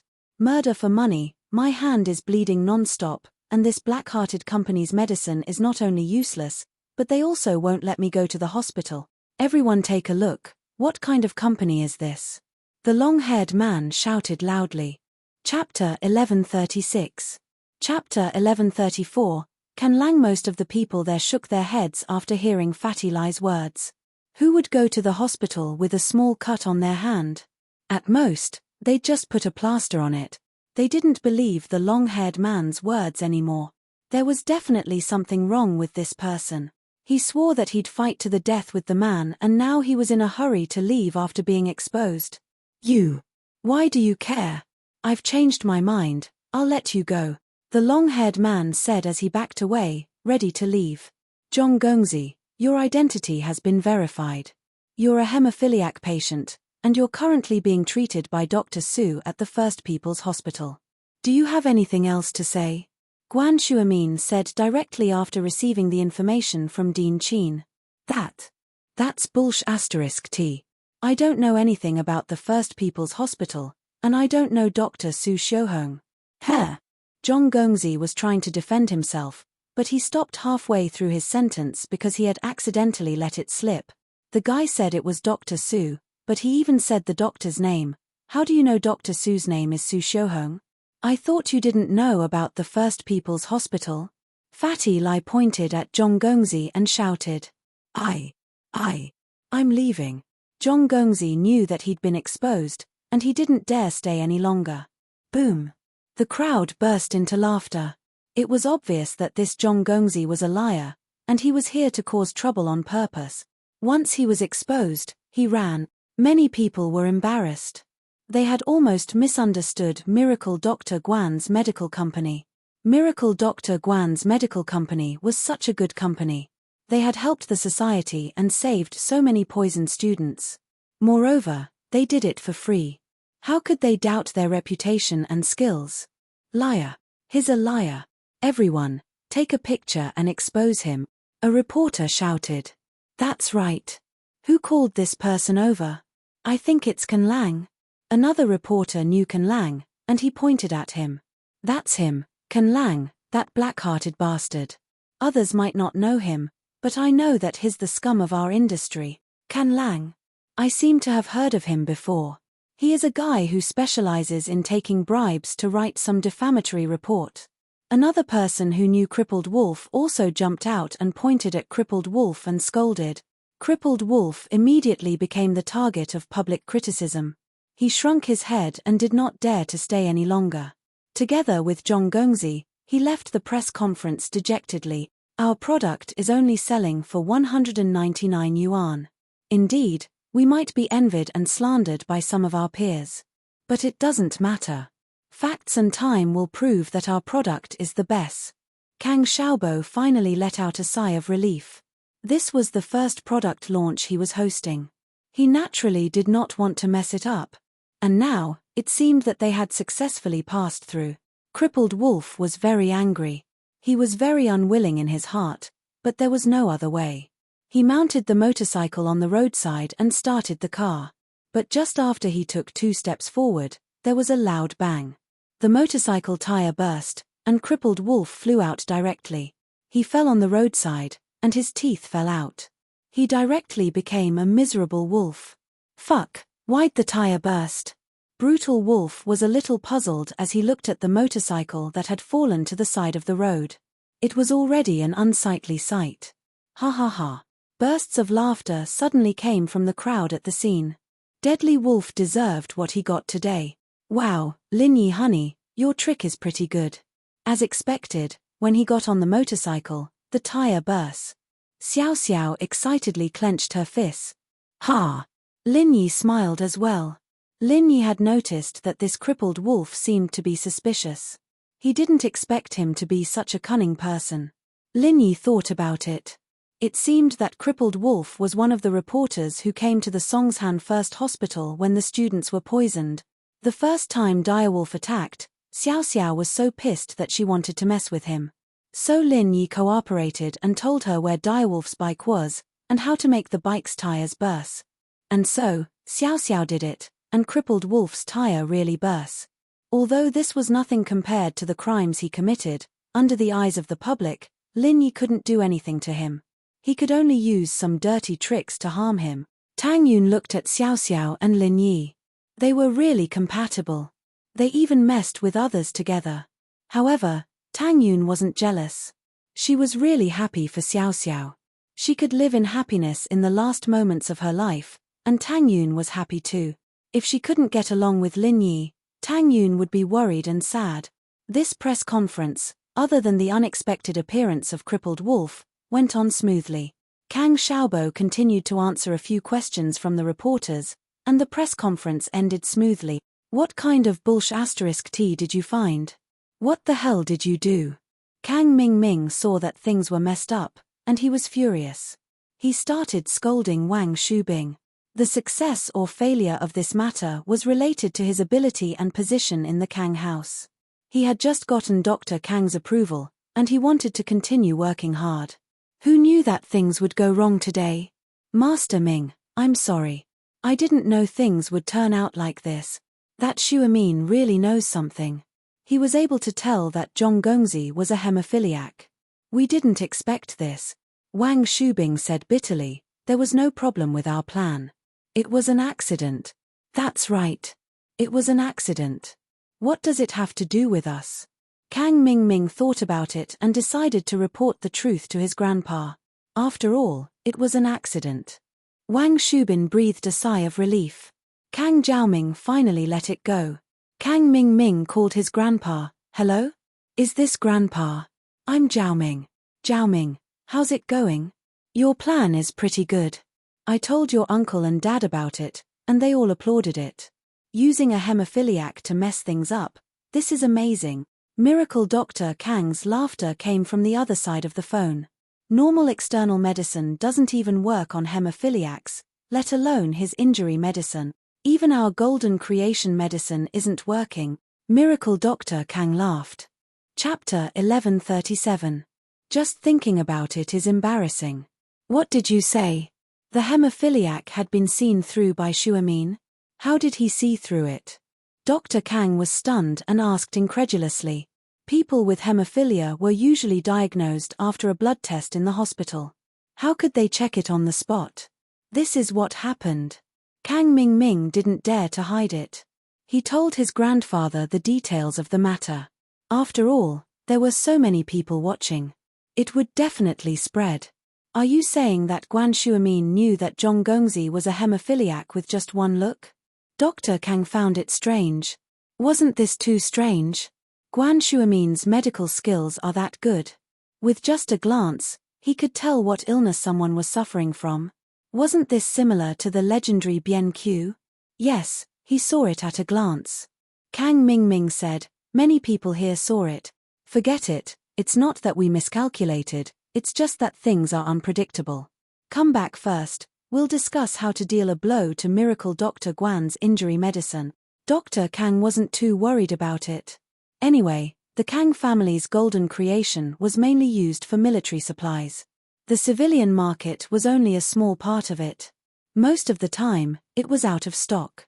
Therefore, Dr. Kang wasn't too concerned about Guan Xuemin taking over the civilian market. Okay, Grandpa. Kang Mingming was relieved.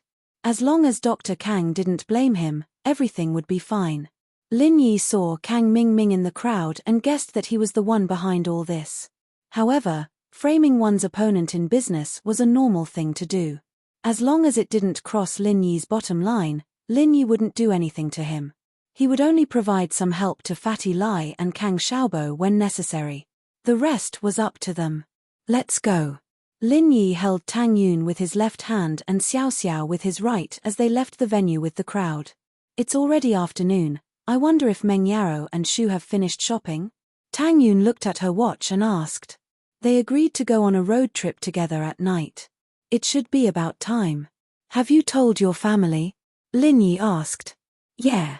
Tang Yin felt a little embarrassed as she thought about her mother's words. Any other girl's parent would have warned her daughter to be careful when she heard that she was spending the night with a boy, but her own mother. She was telling her not to forget to buy birth control pills. Tang Yin was going crazy just thinking about it. She was still a high schooler. It wasn't uncommon to have sex at this age, but Lin Yi was in a top high school, and Tang Yin was a conservative person. How could something like that happen so early? However, Tang Yun couldn't tell her mother about this. She could only nod obediently. Lin Yi saw that Tang Yun's expression wasn't normal and asked curiously, "What's wrong? Auntie doesn't agree?" "No. It's nothing. She's been thinking about moving to a new house these few days. She doesn't have time to care about me," Tang Yun said randomly. Oh. Lin Yi didn't ask after seeing that Tang Yun didn't want to talk about it. Today, Lin Yi drove Xiao Xiao's Land Rover. The car had been repaired, and this type of off-road vehicle was perfect for a road trip. As for the 2B945 license plate, it was found to be fake. They couldn't find the invoice for the car, but with Qianlong's help, the 4S shop made up a new one, putting Xiao Xiao's TT000 license plate on the Land Rover. "Xiao Xiao, your body isn't suitable for this car." Tang Yun felt that the Land Rover was too big, and it didn't match Xiao Xiao's petite body. Yeah, Lin Yi honey, how about I give this car to you? I'll buy another one." Xiao Xiao felt the same way, too. Her body didn't really match the car. Yesterday at school, some hooligans were teasing me, calling me a Land Rover girl. I ran into them and scared the shit out of them. When I was out, they were still playing in the mud. Lin Yi couldn't help but smile, but Xiao Xiao was right. She used to be a hooligan girl, and it was only after getting together with him that she became a lot more obedient. Xiao Xiao's words surprised Tang Yun. She didn't expect Xiao Xiao to be this fierce. If it were her, she wouldn't dare do something like that. Lin Yi drove back to the villa with Tang Yun and Xiao Xiao. Yushu's Beetle was already parked in the yard. It seemed like they'd come back from the supermarket. Lin Yi had just parked the car when Meng Yaro and Yushu came out of the villa. They must have heard the car and knew that Lin Yi was back. The two were dressed very youthful and sunny, a bit like beach wear, but not revealing. Lin Yi's eyes lit up. The Miss and Shu were natural beauties, no less than Tang Yun and Xiao Xiao. "You guys ready?" Lin Yi asked with a smile. "Yeah, Yaro and I bought 2 carts of stuff, and we didn't finish the whole thing, so we went again," Yushu said excitedly. "How much stuff did you guys buy?" "We're only going for 1 day and 1 night, you don't need that much, do you?" Lin Yi said, shocked. "Hihi, it's not easy to go out and play, of course we have to prepare everything first." Yushu smiled. "Shield bro, come help me move the stuff to your car, it's big, it should be able to fit everything." Lin Yi followed Yushu to move the stuff, and Tang Yun and Xiao Xiao wanted to help as well, but the miss stopped them. "Why don't you guys take a shower here and change your clothes first? We'll go in fresh clothes later." Tang Yun didn't have any good clothes, and while her family's situation had improved a lot, she didn't spend her money on luxurious clothes. She wore her school uniform every day, so there was no point in buying clothes. Today, she only wore a normal shirt and a pair of jeans for the product launch. Compared to Meng Yaro, it was a lot more normal. I didn't bring a change of clothes." Tang Yun was a little tempted.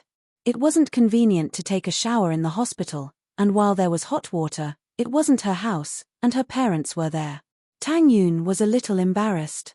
Chapter 1138. Tang Yun's inferiority complex. Tang Yun couldn't accept Meng Yao's change. She had always treated Meng Yaro as her rival in love, and she was always on guard against her. Even if Meng Yaro got closer to her recently, she still didn't let her guard down. Tang Yun was a kind person, and she was afraid that Meng Yaro had ulterior motives for being nice to her. She was afraid that she wouldn't be able to resist when they fought for Lin Yi. But Tang Yun was afraid that she was overthinking it. What if Meng Yaro didn't mean it that way, and she just wanted to be friends with her? Of course not. Tang Yun shook her head. How could she reject Meng Yaro when she said it like that? Lin Yi came to the beetle and saw that it was filled with all kinds of things. Some were in bags, and some were in boxes. There were a lot of things. What are these? Lin Yi pointed at a bag and asked curiously. Face masks, Yushu said. Ha! Face masks. Lin Yi's eyes widened. The internet said that the wind is strong at night, so in order to protect the skin, we need to use face masks, Yushu said. Lin Yi was speechless, but he didn't say anything else. If Yushu said it was useful, then so be it. With the space of the rover, it was more than enough to store all these things. Lin Yi began to move the things out one by one and put them into the rover's trunk. Tang Yun looked at the bathroom, the luxurious marble floor, the exquisite white bathtub, and all kinds of unknown skincare products. Tang Yun couldn't help but sigh. She thought that her new house was good enough, but when she came to the villa, she realized that her house was just ordinary. But these bottles and cans of high-end products, only a rich young miss like Meng Yaro could afford them. Tang Yun couldn't help but worry. Although she was invincible now, what about in the future? In another 10 or 20 years, his skin wouldn't be as good as Meng Yao's and Shu's. They'd been taking care of their skin for a long time, and he'd lost at the starting line. However, with Tang Yun's current family situation, they couldn't afford these things. Tang Yun sighed. This was the first time she felt the importance of money. Although she didn't have money before, she didn't have such a strong feeling.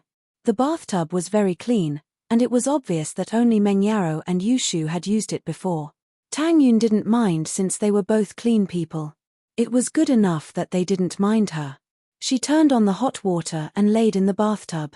She was going to university soon, and she couldn't just study like she did in high school. She had to become someone useful to Lin Yi. At the very least, she had to find a part-time job in his company. Not only could she earn some money, but she could also help Lin Yi take care of some things. Xiao Xiao had just showered in the morning. She lived alone, and it was very convenient for her to shower. She went back to the yard to help Lin Yi load the car after helping Tang Yun out. There were a lot of things, but with the four of them working together, it didn't take long to load everything onto the rover. There was a Ferrari parked not far from the villa, and Jianwen and Taizao were sitting inside. This Lin Yi guy, he's really enjoying the life of two women. He's got four beauties by his side. Jianwen said sourly as he looked at the yard. Yushu's a troublemaker. It's fine if you don't want her, but if you marry her, you'll be screwed over by her. Taizao comforted. You're right, that girl's too ferocious. I can't handle her. Her life might be in danger if I bring her back. Jianwen nodded. Right, did you buy the things you need? We'll try to impress Meng Yaro when we get to the beach. I've already told Yang Ganglu to buy it.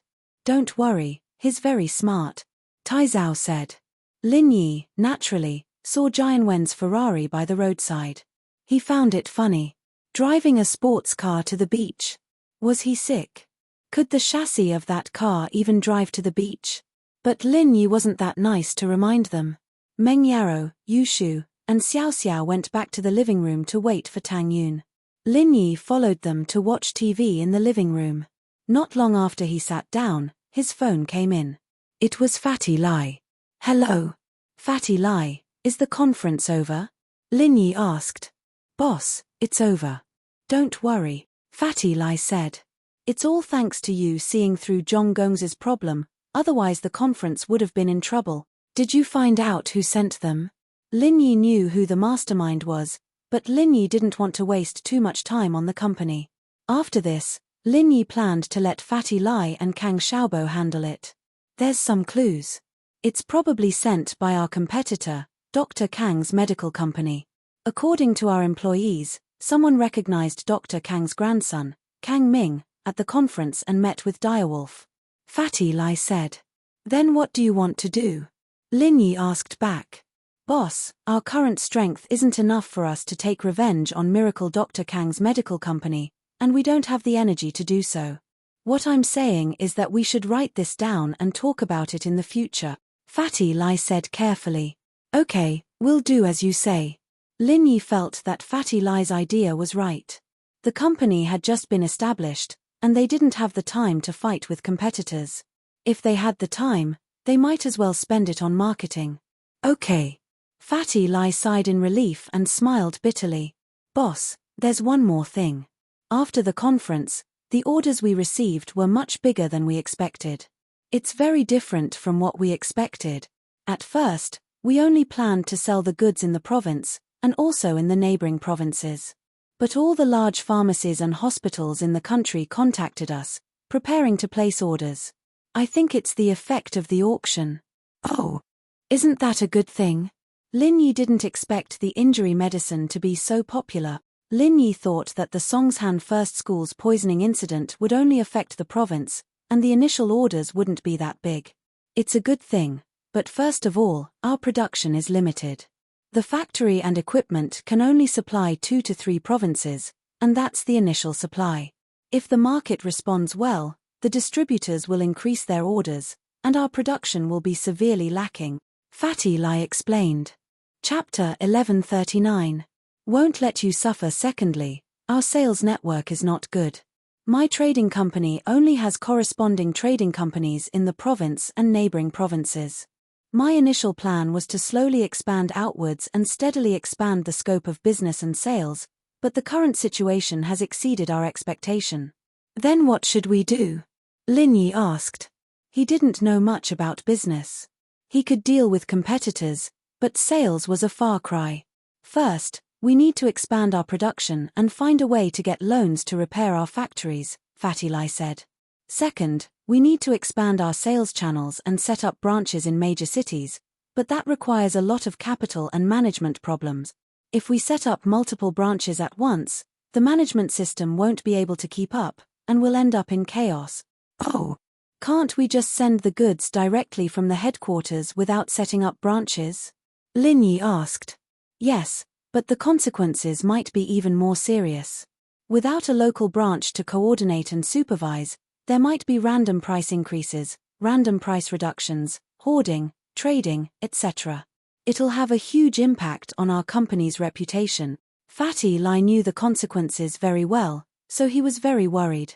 I say, Fatty Lai, you know I'm not good at business. Why are you asking me? Just tell me if you have any good suggestions. Lin Yi didn't know whether to laugh or cry. Are you trying to scare me? My suggestion is to work with a company with a complete sales channel, but this company must be reliable and trustworthy. Otherwise, if our sales channel is in their hands, they might take over and take over. That's not something we want to see, Fatty Lai said. All right, we'll do as you say. Lin Yi nodded. But, boss, I haven't thought about the company yet. The business world is like a battlefield. How can there be friends forever? Fatty Lai smiled bitterly. I can't think of a suitable one at the moment. That's why I called you to discuss it, boss. Let me see. Lin Yi smiled bitterly. Lin Yi only knew a limited number of entrepreneurs. Other than Pengzhan, there weren't any other companies in Songshan that he was friendly with. All right, I'll think about the loan and funding first. Fatty Lai was just asking. If Lin Yi really didn't have a solution, he'd have to use the contract to control the sales company. However, this kind of mutual suspicion of cooperation was not a long-term solution. It could not achieve the greatest win-win situation. Not long after Lin Yi hung up, his phone rang again. Lin Yi thought it was Fatty Lai or Kang Xiaobo, so he picked up without thinking. Hello? Miracle Dr. Lin? I'm Liu Tianyi. Liu Tianyi's deep voice came from the other side of the phone. Oh, Mr. Liu. Hello.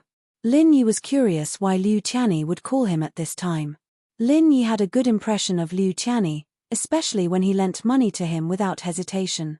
This made Lin Yi feel that Liu Tianyi was a good person, so he recognized him as a friend. Miracle Dr. Lin, I heard that your company will be releasing a new product today. Congratulations. Liu Tianyi smiled. I've sent a small gift, a check and a red envelope to your company. Oh, Thank you so much. Lin Yi didn't expect Liu Qianni to send a gift. Lin Yi was a little surprised. But since Liu Qianni was showing his goodwill, Lin Yi didn't need to slap him in the face. He accepted it with a smile. Thank you. I wanted to come personally to congratulate you, but considering that it's a new product launch and not an opening ceremony, I didn't go. Liu Qianni said carefully. Liu Qianni, Liu Qianli, and the old man had discussed for a long time about whether or not House Liu should send someone to attend the launch. In the end, it was Liu Jinghan who suggested not to attend, but to give a red envelope. That got the old man's approval. After all, House Liu wanted to get on Lin Yi's good side and build a long-term friendship with Lin Yi. They were planning to give House Liu's business channels to Lin Yi for free. If they showed up at the auction, it would look like they were too proactive, as if they were planning something. That wouldn't be good. After all, Lin Yi hadn't agreed to House Liu's business channels yet. From the looks of it, Lin Yi was quite happy with House Liu's red envelope. Liu Qianni, on the other hand, let out a breath of relief. It's good that the thought is there. Lin Yi smiled.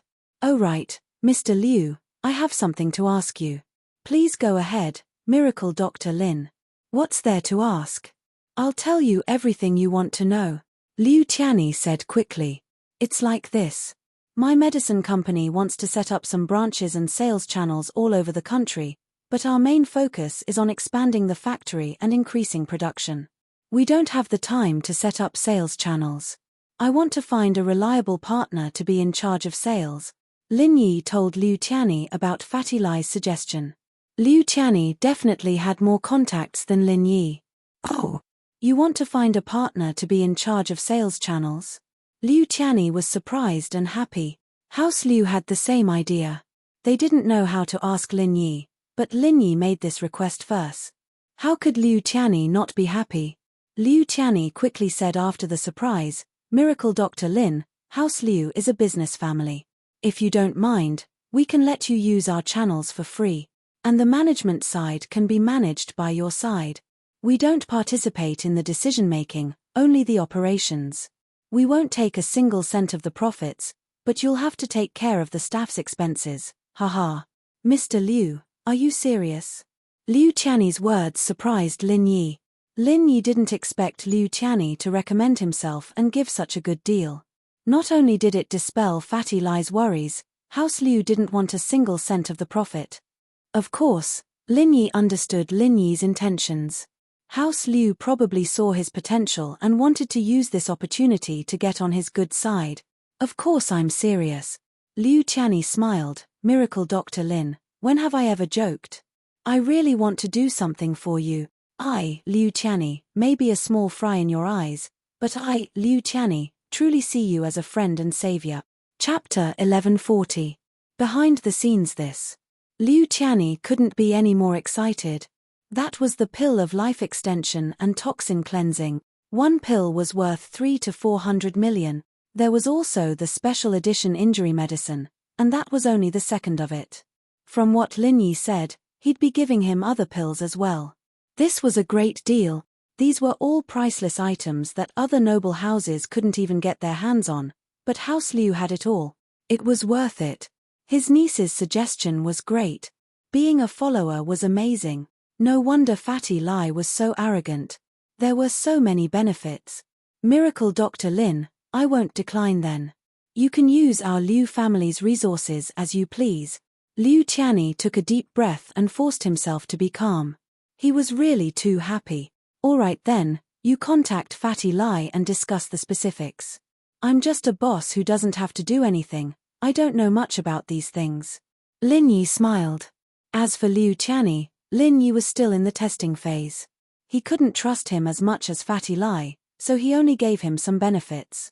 If he really wanted to follow him wholeheartedly, then Lin Yi wouldn't mind giving him more benefits. Liu Qianni hung up and let out a long sigh of relief. It seemed that Lin Yi had a good impression of House Liu, and he was slowly accepting him. Jinghan had suggested that House Liu be under Lin Yi's wing and become Lin Yi's follower. Liu Qianni had agreed, but that was for the sake of the big picture. He couldn't accept it from a personal point of view. But now, Liu Qianni truly felt that this follower was a great person. He could get those supreme grade pills right from the start. Wouldn't he be able to get even better things in the future? Big brother, why don't you take the opportunity to raise a few conditions? When Liu Qianni made the call, everyone from House Liu was listening. Qianli heard what Liu Qianni said as well. He didn't understand why Liu Qianni didn't increase the price when Lin Yi asked for a business partner. Why did he suggest it for free? Wasn't that stupid? If the Liu family was in a hurry to find Lin Yi to be the sales agent, then the Liu family would suffer a little loss. The problem now was that Lin Yi took the initiative to find a business partner. Then why would the Liu family suffer a loss? Conditions. What are your conditions? Seeing that his brother was so short-sighted, Liu Qianni decided to hide Lin Yi's report and asked, pretending to be ignorant. Big brother, if our Liu family had taken the initiative to ask Lin Yi to be the sales agent, then it wouldn't be a big deal for us to suffer a little loss. But the problem now is that Lin Yi took the initiative to look for us. Why would we take the loss and not ask for anything in return? Qianli frowned. Big brother, your brain really isn't suited for business. Haha. Zhenhu started laughing as he looked at his granddaughter Liu Jinghan. Jing, tell me, between your uncle and your father, who's right? Dad, uncle really isn't suited for business. Jinghan's words made Qianli smile. His daughter was still on his side. But hearing the second half of her sentence, Qianli's face changed. But Dad, your brain is only suited for pure business. What do you mean? Qianli frowned. He didn't quite understand what his daughter meant, but he knew that it wasn't anything good. Jing is right.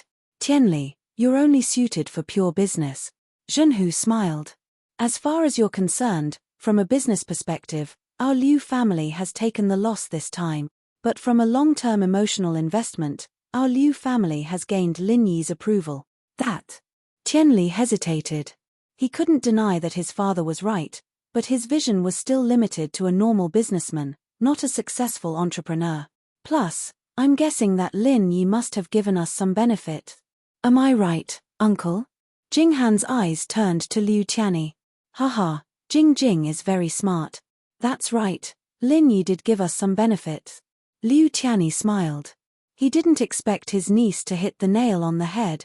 Big brother, Lin Yi gave us benefits. Then why didn't you say anything? Qianli paused. Big brother, what did Lin Yi promise us? Lin Yi promised us some pills every year in return, including the pill of life extension and toxin cleansing and the special edition injury medicine. Do you think House Liu got anything in return this time? Liu Qianni smiled. Pill of life extension and toxin cleansing? Just this one pill is enough for us to pay the price. And every year at that. This is so worth it. It's even better than the channel fees. Qianli smiled brightly upon hearing Liu Qianni's words. The pill of life extension and toxin cleansing was a priceless item, and House Liu could get one every year. Wasn't that too awesome? If they couldn't use it themselves, they could sell it to a noble house they were on good terms with, and that would be their bargaining chip. Qianli nodded deeply at the thought. Big brother, you're the best. Lin Yi wouldn't have agreed to our benefits if we'd taken the chance to ask for something this time.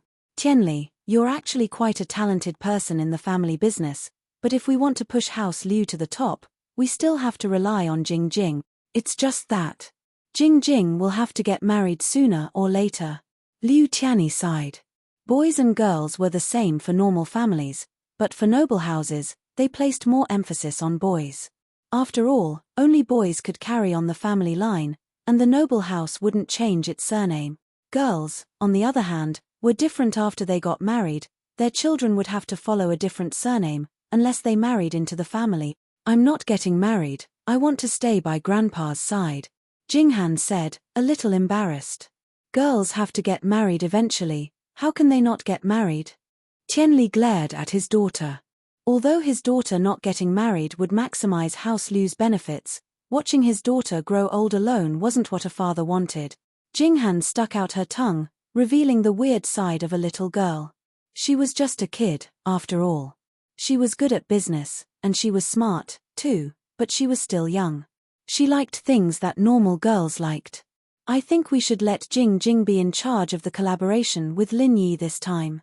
Liu Qianni was afraid that his brother's mind would go haywire again, and if he offended Lin Yi, it wouldn't be worth it. Chapter 1141. Chapter 1139. Sorry. Back when Liu Jinghan helped Qianli manage the company, she was always behind the scenes. Everyone thought that it was because of Qianli, but not many people knew that it was because of Liu Jinghan. Of course, those noble houses knew about this. That's good. Qianli, be careful, don't offend Lin Yi. Zhenhu said, Jing Jing won't show up now, but she might be useful in the future. Liu Jinghan's face reddened slightly. Her grandpa's words told her that her thoughts were seen through.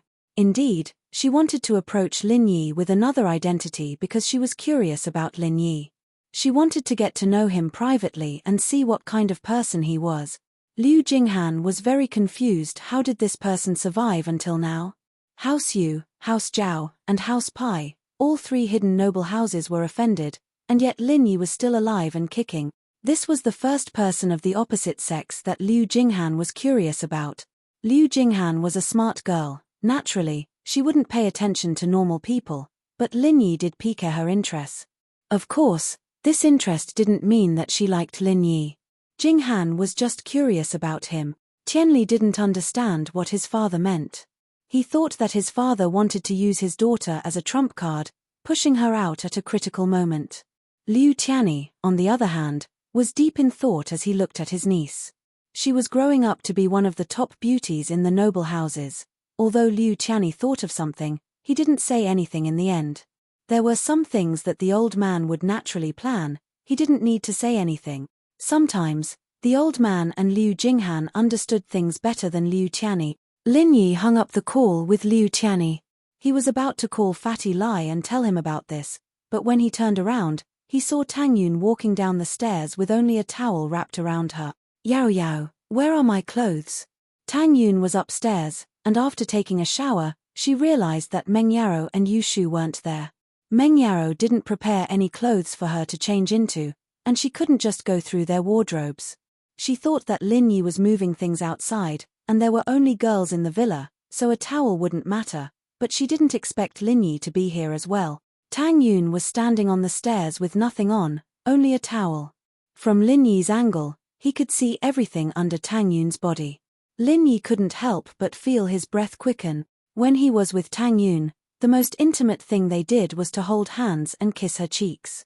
But now that he saw Tang Yun naked, his heart started beating faster. Ah! Tang Yun came downstairs and saw Lin Yi's weird expression. She followed his gaze and blushed. She panicked and screamed. She turned around and wanted to run upstairs, but in her haste, she stepped on the towel and dropped it. Tang Yun was in a vacuum. Lin Yi didn't know what was going on, but he didn't know what was going on. Tang Yun didn't know what was going on. Wow, Tang Yun sis is so fierce. Don't tell me you want to play 5P with us. Yu Shu's eyes widened as she looked at Tang Yun's bare chest, and then looked at herself. She muttered to herself, it's still not as big as mine, but it's bigger than Yaro Yaro sis. Tang Yun was already embarrassed enough, and after hearing Yu Shu's words, she felt even more embarrassed. She wanted to bend down to pick up the towel, but the moment she bent down, her whole body froze. She was thinking that if she bent down with her back facing Lin Yi, wouldn't her butt be facing Lin Yi? Didn't that mean that he had seen everything? Thinking of this, Tang Yun was even more embarrassed, and her hand stopped picking up the towel. She wanted to rush upstairs to avoid any more embarrassment. But, the more she wanted to run up, the more problems occurred in her panic. She stepped on the towel again, and her body tilted, sliding down the stairs. Tang Yun screamed. She didn't think that she would be so unlucky, slipping down again. This was bad. If she fell down, even if her bones weren't broken, her body would be bruised. Tang Yun closed her eyes and didn't dare to open them again. Everything happened in a split second. Although Lin Yi's heart was racing, he reacted the moment he saw Tang Yun fall down. He quickly ran up the stairs and caught Tang Yun. Oh, Shield Bro is so amazing. I don't have to worry about falling down the stairs anymore. Yu Shu clapped. Meng Yaro didn't know what to say, but Yu Shu was telling the truth. There was one time before Lin Yi came, when Yushu was showering upstairs when a cartoon came on. Meng Yaro called her over to watch it, and Yushu didn't even wipe herself clean before running downstairs. She fell down the stairs, her butt swollen up, and she only went to school after a couple of days of lying in bed at home. Yushu's face was swollen. Tang Yun thought that she would fall down for sure, but Lin Yi caught her at the critical moment. Tang Yun was both embarrassed and happy. Embarrassed that she wasn't wearing anything, and she was still naked. Happy that Lin Yi caught her. Meng Yaro and Xiao Xiao both breathed out in relief. They were about to leave, and they didn't want anything to happen to Tang Yun. Meng Yaro respected Tang Yun's love for Lin Yi, as well as her generosity in accepting Xiao Xiao. She felt that it was too petty of her to be enemies with Tang Yun, and so she started to worry about Tang Yun. Xiao Xiao, on the other hand, had been extremely grateful to Tang Yun ever since she accepted her. Naturally, she didn't want anything to happen to her. Yushu, on the other hand, looked at Tang Yun in Lin Yi's arms and asked with a sly smile, "Tang Yun sis, does it feel good to have Shield Bro touch your boobs?" Ah.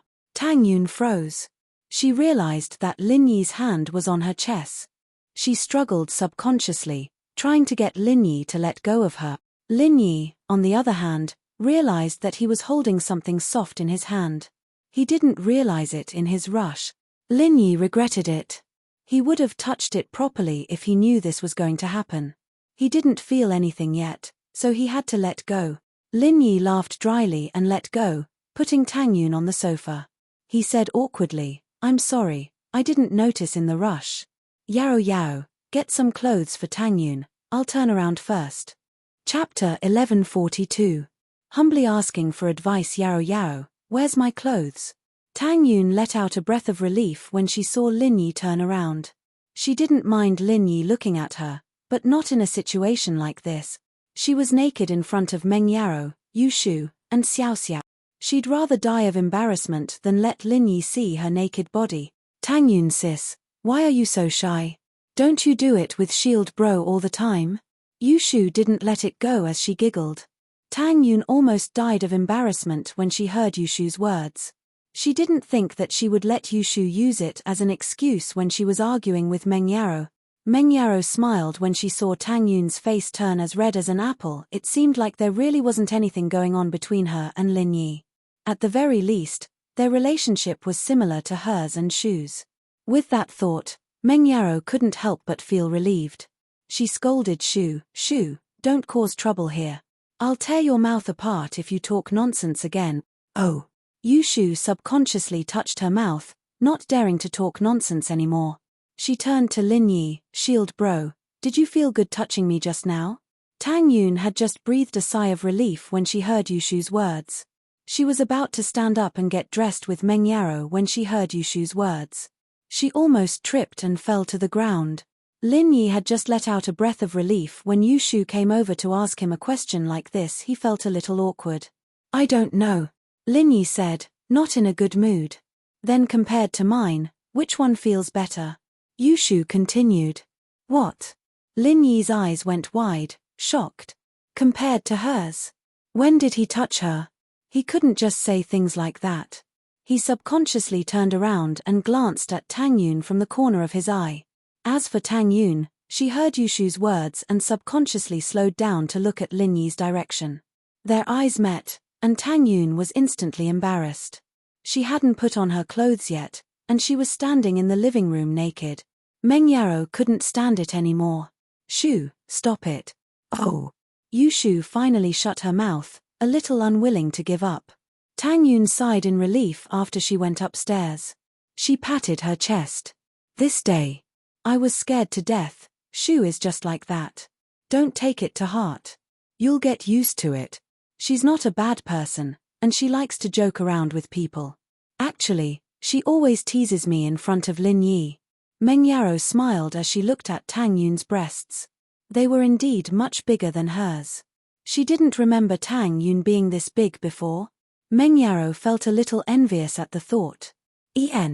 I know she's not a bad person." Tang Yun nodded. "She's quite cute." Meng Yaro opened the wardrobe after entering the changing room. She turned to Tang Yun. "You can choose any one of them. I'll go get your underwear." "Ah." So many. Tang Yun felt dizzy. The wardrobe was filled with all kinds of clothes. Tang Yun never thought that a girl could have so many beautiful clothes. She was like a princess in a fairy tale. Tang Yun, what cup size bra do you wear? Underwear and underwear were the same, but the size of the bra was different. Meng Yaro asked when she got the bra. I wear D cup. Tang Yun said embarrassedly. Mine is only B. You probably won't be able to wear it. Meng Yaro looked at Tang Yun's breasts enviously. I don't remember you being this big before. Tang Yun blushed. She wasn't this big before, but it was barely AC. She saw that Shu's breasts were bigger, so she started drinking papaya milk every day. She also massaged her breasts, and that's how they got bigger. She was at the age of puberty, so it wasn't strange for her to get this effect so quickly. Why are they so big now? Meng Yaro couldn't help but ask. I don't remember. They were this big before. Tang Yun was startled. She didn't expect Meng Yaro to see through her. She felt a little embarrassed. She stuttered. I was shocked by you and Shu last time, so I drank papaya milk every day and massaged them. They really got bigger. Is this really effective? Meng Yao's heart skipped a beat. It's effective. Tang Yun saw through Meng Yao's thoughts. She blushed. You can try. Meng Yaro didn't hide it anymore. Tang Yun saw through her thoughts. Then, I'll try as well, but why should I wear a bra now? Tang Yun was a little speechless. She couldn't just stand there naked all the time, could she? Shoes won't work either. She's at least FG. Meng Yaro said hatefully. Why don't you wear the one from before? I left it in the washing machine. I'll go get it for you. Tang Yun nodded. She quickly put on her underwear. At least she wasn't completely naked. It gave her some sense of security. Meng Yaro took Tang Yun's old bra back and gave it to Tang Yun. After Tang Yun put it on, she started helping Tang Yun choose her clothes. Tang Yun was very shy at first, but under Meng Yao's instigation, Tang Yun tried on the clothes one after the other. Lin Yi waited until Tang Yun went upstairs before turning around to see Yushu and Xiao Xiao tiptoeing up the stairs. He immediately stopped them. Stop messing around and sit down. Otherwise, I won't bring you guys later. Yushu wanted to go upstairs to watch the show, but Lin Yi caught her. She had to give up. Xiao Xiao was going to watch the show with Yushu anyway. It was fine if she didn't go. After a while, footsteps came from the stairs. Everyone looked up to see Tang Yun and Meng Yaro coming downstairs. Tang Yun was wearing a bright yellow t-shirt that was tied up at the waist. She had on a pair of shorts, and she had a pair of sunglasses on. She did look like a beach girl. She looked pretty much the same as Meng Yaro and Yushu. Lin Yi knew that Tang Yun wasn't any worse than Meng Yaro and Yushu, but Lin Yi's eyes still lit up when she dressed up. What do you think, Lin Yi? Tang Yun is pretty, right? Meng Yaro was a little pleased. This was her masterpiece.